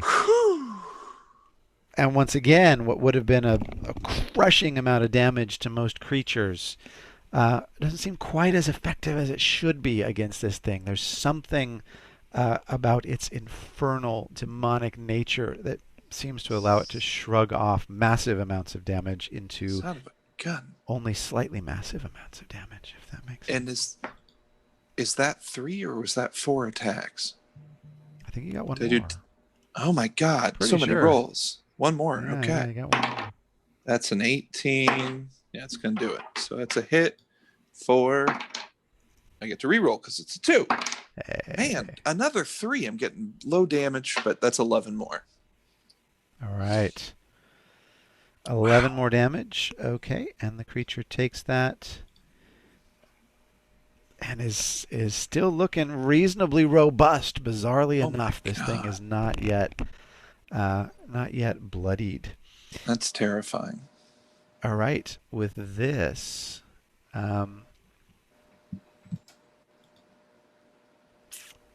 yeah.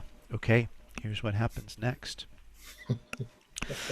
Out from behind the rocks, 2 of your old pals emerge.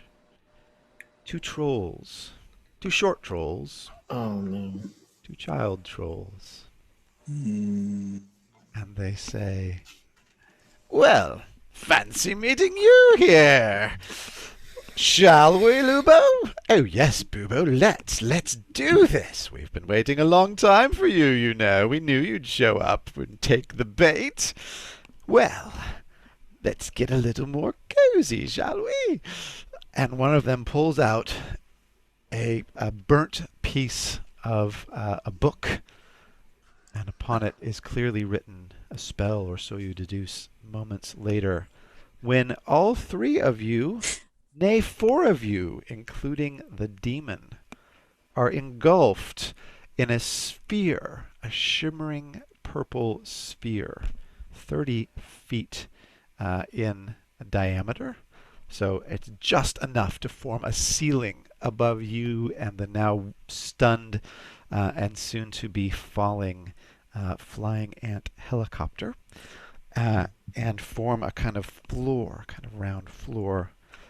It does separate you from the aqueduct, which the demon is no longer fighting, but all 4 of you are cozily encased in this shimmering purple sphere.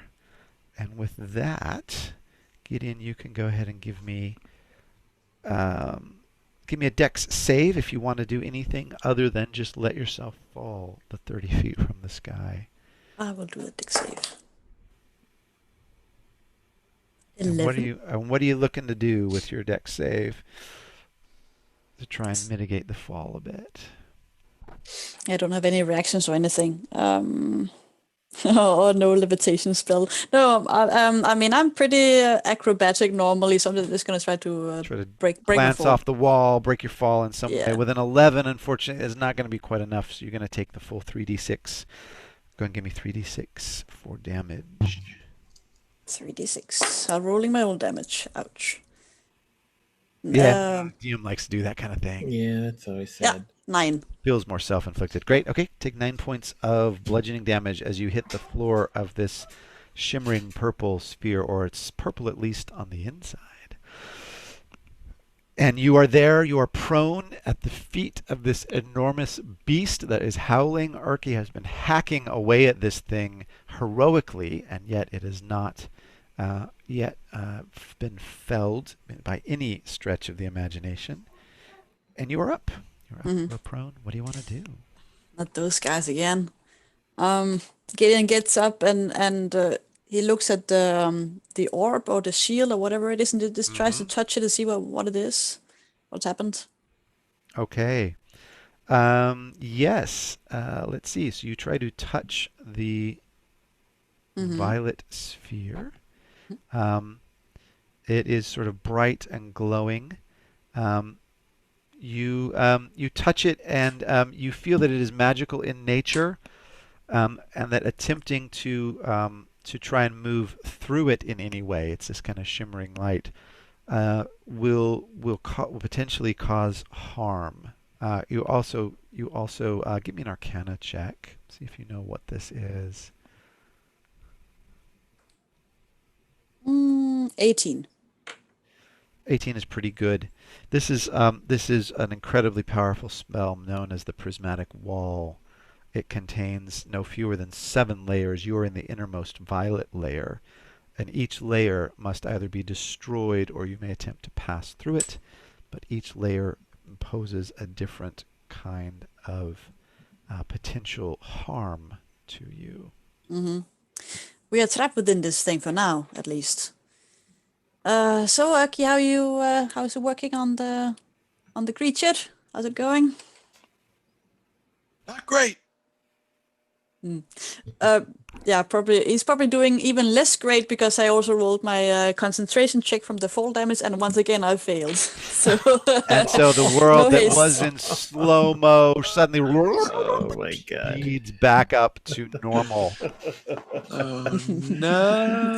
I hope that changes once I level up and I take another And feat. you are going to be unable to move or take an action, though you can still take reactions and bonuses next turn. Cool. Marcia, you gonna try and break your fall in some way? If so, how? Can I? Okay, yeah, I'll do it. And whatever save you want me to do, maybe I'm going to get my shield and just kind of like use that to try to brace against the creature itself. Maybe just kind of like bound off of it a little bit to break my fall because I don't see anything else that would break my fall. Bounce off of one of the giant black spikes of this demonic hell beast. Sure, I'll give you a dex save for that. Give it a shot. All right. Yeah, that's gonna be a nat 1, everyone. Oh, give me 46 damage, Mr. Nat 1. Good. That's You actually make contact with one of the spikes, causing a little bit of extra damage as you try and do your excellent fancy bounce off the beat roll. 10, 11. Okay. Nice, 11. 11 hit points of damage. You were there at the feet of the beast and prone. Well, I guess I'll stand up. Mm-hmm. And not quite bloody yet. I think I'm gonna try to do a spell on it because I am a little confused as why it's not dead yet. As to yes, you are. You are confused as to why it's not even bloodied yet. Yeah. So I'm gonna cast Vampiric Touch. So it's going to be a spell attack, and I'll roll that. But basically, I'm going to just kind of touch it, like on its less spiky area near me. And if I'm successful, it'll take 3d6 damage, necrotic damage. So we'll see. All right, roll up your spell attack. It's an AC 17. Go dice. 14. Nope. 14 is not enough. Okay. All right. The beast is up, and the beast is going to attack, in fact. So it comes first after Urki with one of its claws.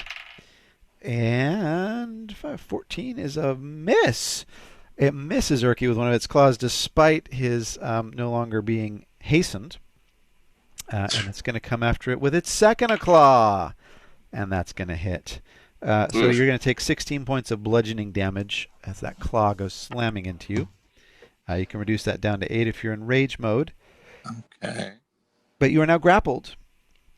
Okay. Grappled means you can't move, but you can still attack as normal. But you're basically being held by this claw, so you can use your action to try and escape, or you can still attack as normal. With its fist, it's going to lash out with its fist, one at Marshall and one at Gideon. The fist is a nat 20 on Marshall, so that is. I can reduce Yes, that. you can. Yep, I'm gonna. I have my. What the heck is it nice. called? It's a great little feature. What is it called? I don't remember what it was. I just, anyways, I reduced the Death Door. That's what it is. Any effects triggered by a critical hit are canceled. And that's it. So no crit, still a hit. Crit, though. normal hit, 7 points of bludgeoning damage. Yeah. Well done. Phew. Good to have magic. Okay. And the second fist comes after Gideon. 16. That is going to be a hit, so 7 points of bludgeoning damage to Gideon. All right. Marshall's now bloodied, just FYI. Marshall's bloodied, and the creature's got Urki in its claw. And Urki's up next. You can't take any actions or move. You couldn't move anyway because you're now grappled. But you could take a bonus if you have a bonus. Well, for a bonus, it's not the most Urki thing in the world, but I think he's going to prepare the dodge action. I don't think you can prepare an action as your bonus. Yeah, unfortunately. Oh. No, you can't So prepare a bonus as a dodge. If you have a bonus like Rage or Frenzy, or if you have a bonus attack, if you have an attack you can do as your bonus, that will all work. I think Frenzy is a bonus attack, so I could attack. You could attack with your bonus attack. I guess I will. Why not, right? And it's a normal attack, even though you're grappled. There's no it's nothing special. You just can't move, basically. Okay. It can also kind of pull you around. That's a 19 to hit for. That's a hit. 16 would be 16 damage, but something tells me it's less. Something tells you right. What would have been 16 points of damage feels like less, and the creature is still not bloodied up at this point. Urki yells, "Be bloodied!" Quite frustratingly. Gideon, you're up. Man. Does it look like we are making progress on this huge creature? It looks like you're making progress, but you definitely have not yet bloodied the thing up. I mean, while you're trapped inside this shimmering purple sphere with it, and there's kind of nowhere to run or hide. You can't try and kind of run up the side of the sphere to get away, but you're all effectively in range where, unless you do something special, you could take an opportunity attack from this thing. Yeah, and this this prismatic wall, it's multi-layered. I don't get a sense that I can just dispel it with a simple spell. You think dispelling it might have some effect, but with an 18, you know that this thing is multi-layered. Indeed. Dispel magic might only work against one layer. Indeed. Well, it looks like we are pressed up against the wall here. What should we do? What should we try? Maybe he has magic on him. Can you do anything about reducing whatever? Are you able to detect anything on this creature that's preventing us from killing it? I think it's just the nature of the creature. I may be able to buy us some time, but only little. Let me give this tune a try. And Gideon pulls out his flute, and he starts playing. And I would like to know if this creature is immune to charms or not. Immune to charms? No, he's not immune to being charmed. However, is this a savings throw he's going to have to make? Well, what happens is Gideon says, I will try to buy us time, and he starts playing. At first point, nothing seems to happen, but it's a nice flute melody. Absolutely, it's very catchy. And then, to your surprise, you see the monster starting to move a little bit and stomp a little bit to the tune, to your surprise. And Gideon has cast Otto's irresistible dance on the creature. There's no save, it just starts dancing to the tune. Fantastic. Otto's irresistible dance. Yeah, I choose a creature within range, and it starts to move. A comic dance, no less, in place. Let's use all its movement to dance. Disadvantage on dex throws and attack rolls. So we're debuffing his attacks. And other creatures have advantage on attacking it, and it has disadvantage to attack us. Yep. Excellent. That's it. Fantastic. Great. So with Urki in one claw, the creature begins doing a silly dance. God, I love D&D. I just gotta say, I love D&D. Marshall, you are up. Well, I did not think our situation could get any more odd than this, but I have the the bar song in Star Wars in my head. These all horrifying demons just kind of 15 feet tall, just stomping around. Yeah. Oh, fantastic. But what I am going to do Father is I do see that this does take an effect on it a little bit. So what I'm going to do is I'm going to just cast Bane on that thing. To Okay, debuff it Bane, anymore. he's got a save. Charisma 16. DC 16 Charisma save, and is he debuffed on saves or not? No, just dex saves while he's dancing. Yeah. Okay. He fails that. Yes. Nice. Despite advantage and a +7. Ooh, so he has a minus D4. Yeah, you guys. I just wanted you to know how lucky you were there. I'm going to break the fourth wall to just tell you. It's worth it. Roll up that D4 for me, Mario, and he's going to debuff him by a D4, and he's disadvantaged on his attacks now. 2. Okay, so he's at a -2 on his attacks and checks. Yep. All right, and he's saving up. throws. Sorry. He's up. He's dancing. He's got Urki in one claw, and he's going to try to. He's just going to try and kind of crush him in that claw, as you would imagine. 21. Yep, another 16 bludgeoning for you. Can reduce that down to 8. It was with a disadvantage. At disadvantage. Okay. Sorry, hang on. And -2. At disadvantage, it's still a hit, and with a -2, it's still a hit.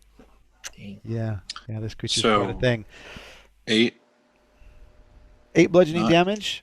Next claw is going to come after Brother Marshall. He did not like that being baned. So at dis and a -2. No chance. Nat 1 on dis. That second pincer just goes quite wide of you as your banification swerves it out of your way.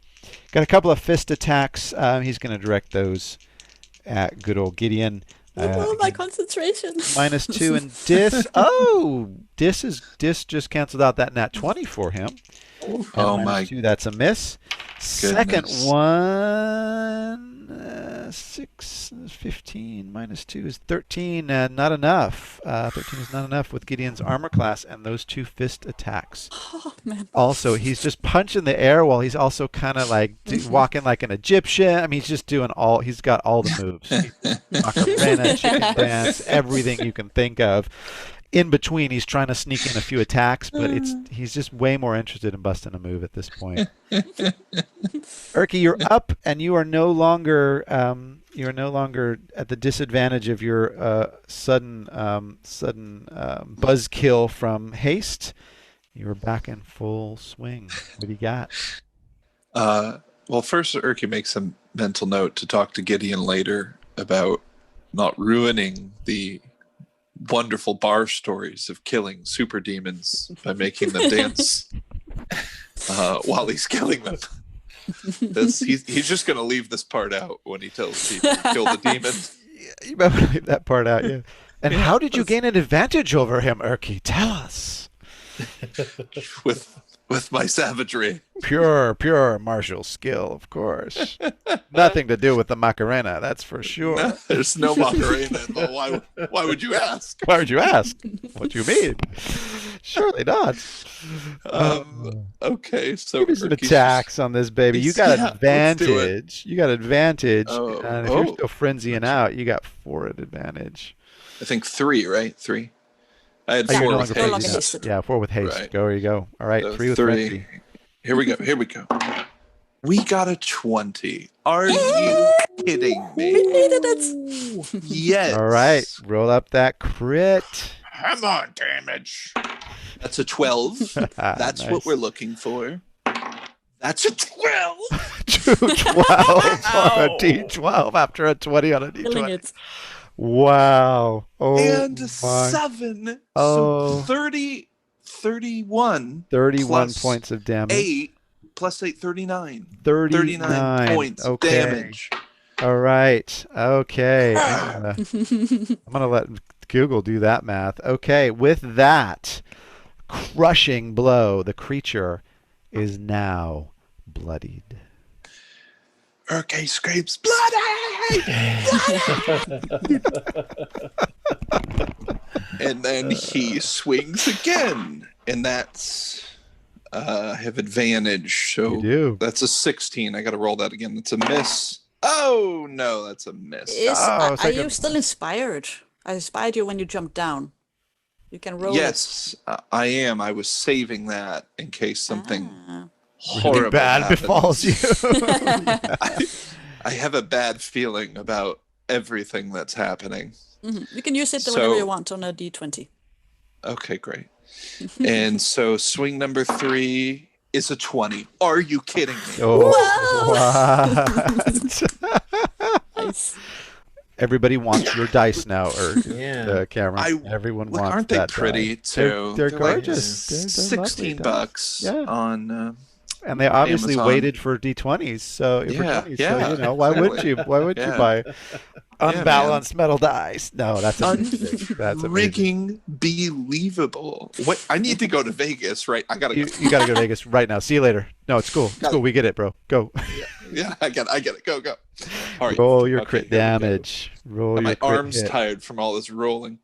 That's a 7. That's an 8, 15. That's another 8. 23 plus 8 is 31. 31 more. Another 31 damage. All right. Okay. This thing, you are starting to get some traction. The butcher is going to work. And Gideon, you're up. Well, it looks like we got a full-blown dance-off on our hands. Let's dance. All right, Gideon, you can move without provoking opportunity attacks. Everybody gets 11 temp hit points. What do you want to do, Gideon? I'm backing up away from this. Backing up away from this thing. All right, you can kind of run up the side of the sphere. You can get about, well, sort of 2/3 of the way up. You can get 8 feet or so away from this thing. About 3 meters away. Up I will the do side so. before you start sliding, right before you hit the purely vertical part. Yeah, I will go to a part where this shimmering wall it goes into the wall, basically the aqueduct, and with his he's still concentrating on this captivating tune that this spell, Otto's irresistible dance. But with his action, he would like to cast a spell. He's focusing on the wall, and he's focusing his magic and trying to dispel. Great. All right. You cast Dispel Magic on the wall, and the violet layer disappears, and the wall is now indigo in color, somewhere between sort of a blue and a purple. You know that there are several other layers here. Okay. Yeah. Anything else? Still have a long way to go. A long way to go to get out of this fix. Marshall, you're up. For the movement. Oh, sorry. No, I'm sorry. So we're in the yeah, we're yeah. in movement phase still. Thank you, Marshall. You are up for your move if you choose to, without provoking opportunity attacks. I'll back away as best I can to whatever 8 feet. Okay, Try to 8 get out feet of or so. this one, yeah. Same side as Gideon, opposite side. Yeah, I'll go where Gideon is. Same side. You and Gideon are going to go into the bleachers Yeah. and just kind of kick back and watch. Yeah. Cool. Urki, you get a move if you want to. I think I'll try to get out of that claw, basically. Okay, Right. yeah. Let's see. I'll give you that. Give me a strength athletics. Okay. That's 27. Yeah, you got it. You Cool. managed to just prise yourself out of this crab claw while he's doing a little bit of a side-to-side kind of shuffle and slip down onto the ground. You're no longer grappled by this thing. Awesome. Okay. Gideon, anything else? Any other bonus action? All right. Brother Marshall, you're up with your main. I have a question. Does this sphere seem like, does it react at all to any movement or anything like they were doing, or is it just like planted in place? It seems to be planted in place, and you can kind of move along on and around it. You can also try and go through it to the next sort of layer with trying to force yourself through it. But if you don't do that, you can kind of move around on the surface of the sphere. But I don't notice, like, basically I'm asking, like, does the sphere move with our movement? But it looks like it's just kind of no, it's fixed. It's fixed. Okay. It's fixed as such that you can either move on it or try to pass through All it. right, so my dreams of a demon hamster wheel are just evaporating. That would have been great. The demon hamster ball. He was dancing, but yeah, the dance doesn't seem to be shaking the house, metaphorically or physically. Yeah. I guess what I'm gonna do is I'm gonna use my last slot here, and I'm gonna cast my. As crowded as it is in here, let's just get the babies out again one more time. Babies. Wave of them. All right, a whole wave of babies. Send. As if it wasn't weird enough inside of here. Oh, dancing demons. Yeah. Fuck, So dancing demons. They come out and they're like, whoa, what is this? Babies of death. You broke the DM. I love this game. Yeah, you broke the DM. You just broke the DM at this point. Yeah, rebooting. Now rebooting. Yeah. Okay, beautiful. All right. Anything else? You know what? And just as a bonus action, I'm gonna just do another healing word. And who? I'm actually gonna do it on myself, if that's all right. To it, everyone. Yeah, we need you healed. Yeah. All right. Alive is a good state for you. All right, and that's it. All right, the creature starts its turn in the cloud of wave of babies. So we got a wisdom save, DC 16. 16. All right. Yep. And that's not debuffed by anything else at this point. No, because it's concentration, so my Bane's gone too. Bane's gone. Okay, Bane's gone. But he is still dancing. Does he get a? He doesn't get a save on that. Yes, use his action to save. Oh, can use his action to save. He's not going to do that. He's probably not going to do that. So first of all, he's starting his turn in there. And he saves against the babes. So what happens? Half damage? Anything like that? Yeah, he takes. Yeah, half damage. All right, let me roll. What kind of damage is it? It's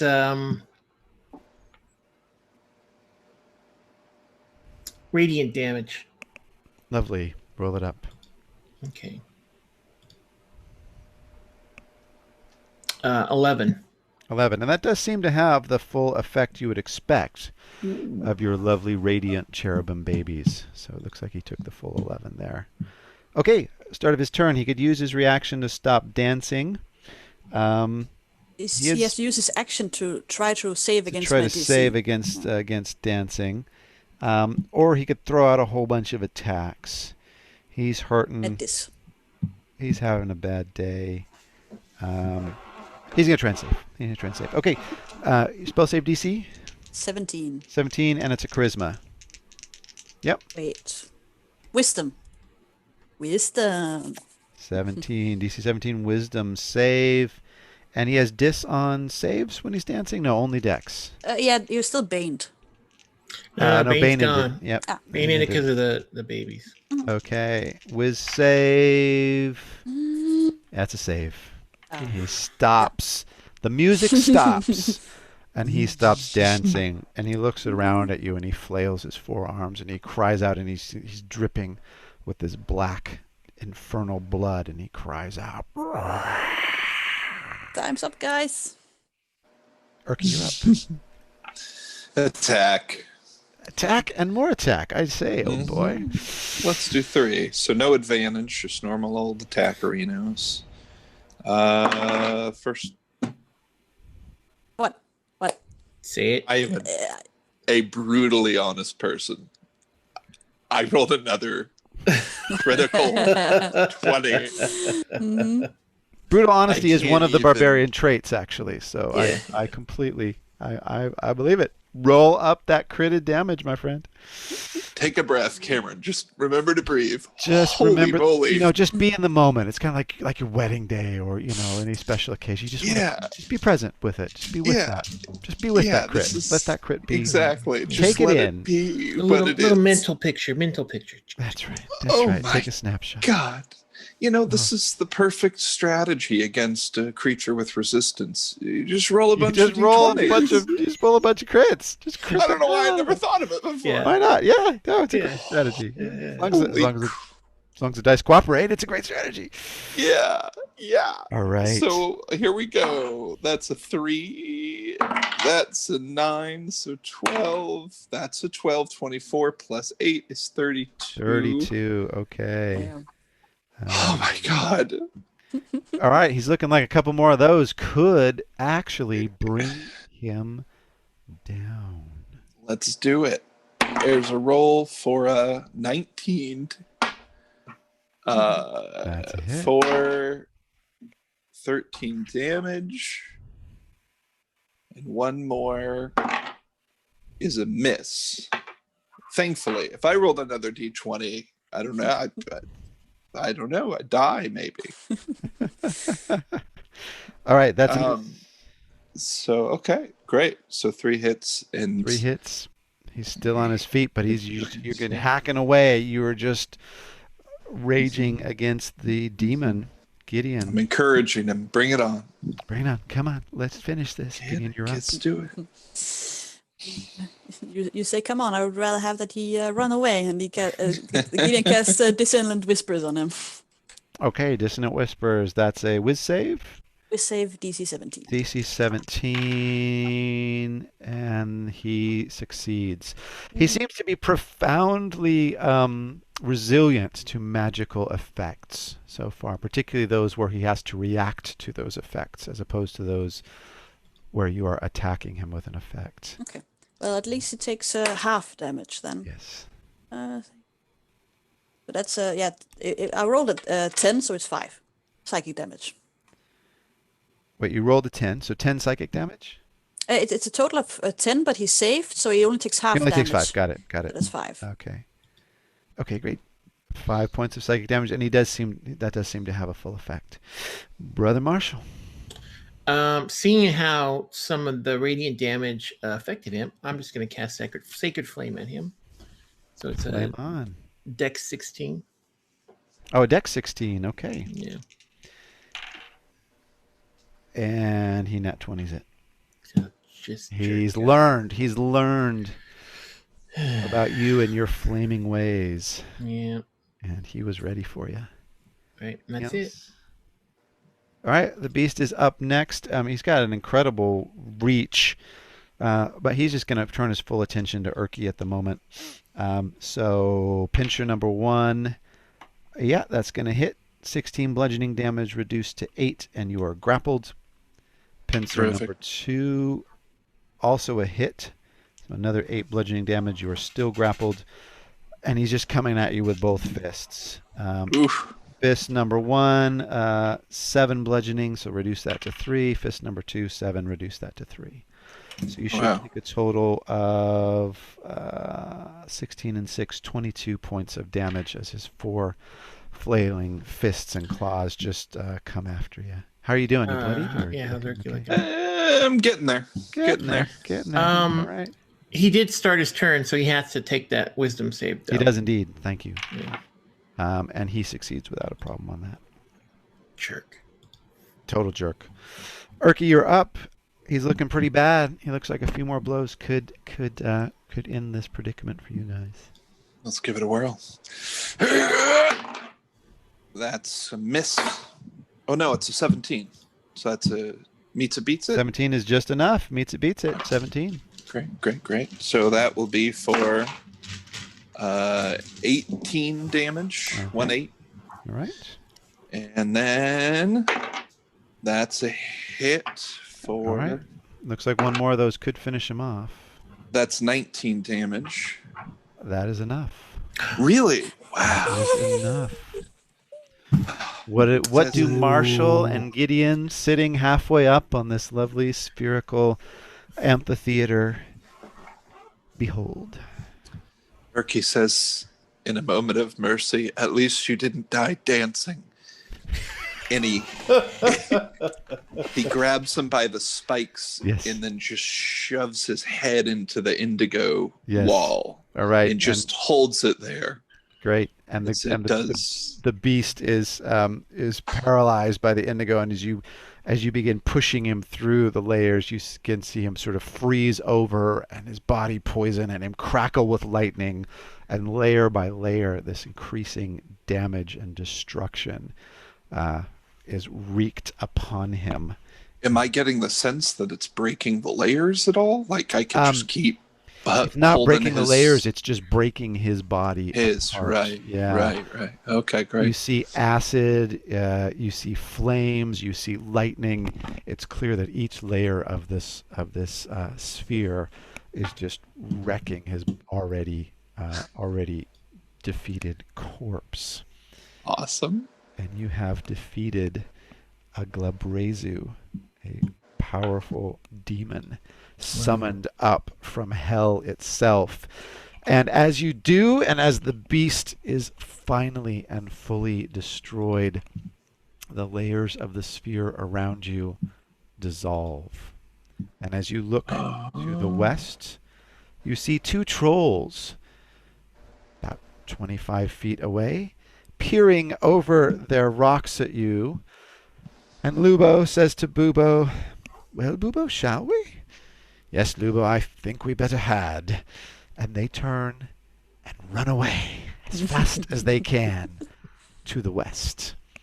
And we'll pick up next time. If you would like to pursue them, for example, we can do that. Or we can start off on another adventure. But congratulations. You have survived. The Thri Kreen will rebuild. They will be stronger. And they will be your allies in subsequent adventures. Is this Glabrezu lootable? Does he have a damn? He doesn't have any. He doesn't seem to have any pockets. Unfortunately, he had a couple of kind of metal armbands on his normal-sized hands, but they've just been all but disintegrated in the acid and flames. So, good question, but no lootable bodies. The goblins, however, the goblins and the ogre and the bugbear, the Thri Kreen will collect up a small amount of gold, and they're happy to share that with you. So they'll share 15 gold pieces with each of you. So you get a little something out of the deal. Great. That's awesome. And you also get a ceremonial githka and a headband of comprehend languages. Nice. Yeah. That is so nice. The headband lets you cast comprehend languages once a day. You made it, guys. I used all my high-level spell slots. Yeah, I am tapped out. You survived. Man. Yeah. Good. The good old first wave. No, just kidding. Here's the real fight. Gets him every time. Yeah, and definitely and brought back some old friends. You know, you've got a recurring. A recurring nemesis at this point, one I know you love to engage with so much. So, well, thank goodness we burnt most of their books. Yes, there was one scrap left. It was a frickin' 9th level prismatic wall spell. So there you go. Yeah, books, man. Never let trolls get a hold of books. Trolls that can read, trouble every time. That was great. All right. Well, thank you guys, everyone tuning into this. Be sure to subscribe if you want to get more of this, either on the podcast airwaves or on YouTube. And would love to hear from you guys too. Those of you out there listening and watching, if you go to spontaneousdm.com/contact, by the time this is out, there will be a page there that will allow you to send in comments and thoughts. Totally open. If you guys want to propose an adventure theme or topic or whatever, I'll build it. We'll play it, right? This is all what one-shots are all about. So pitch in your ideas. Let us know what you guys like. Someone gave us feedback recently saying, unnatural 20 sounds too much like natural 20. So maybe we'll change that. I don't know. Maybe we'll. He suggested you could call it a dirty 20 when it's not an unnatural 20. I thought that was good. Dirty 20. Kenny would dig it. I rolled a dirty 20. What you gonna do now? That's right. Unclean funny 20. A funny 20. Yes, an Funny unclean 20. I got a funny 20. I got a funny 20, not a natural 20. Yeah. So anyway, we are out there. We are listening. We love to hear from you guys. And meanwhile, from all of us, happy adventuring and tune in next time. Bye-bye.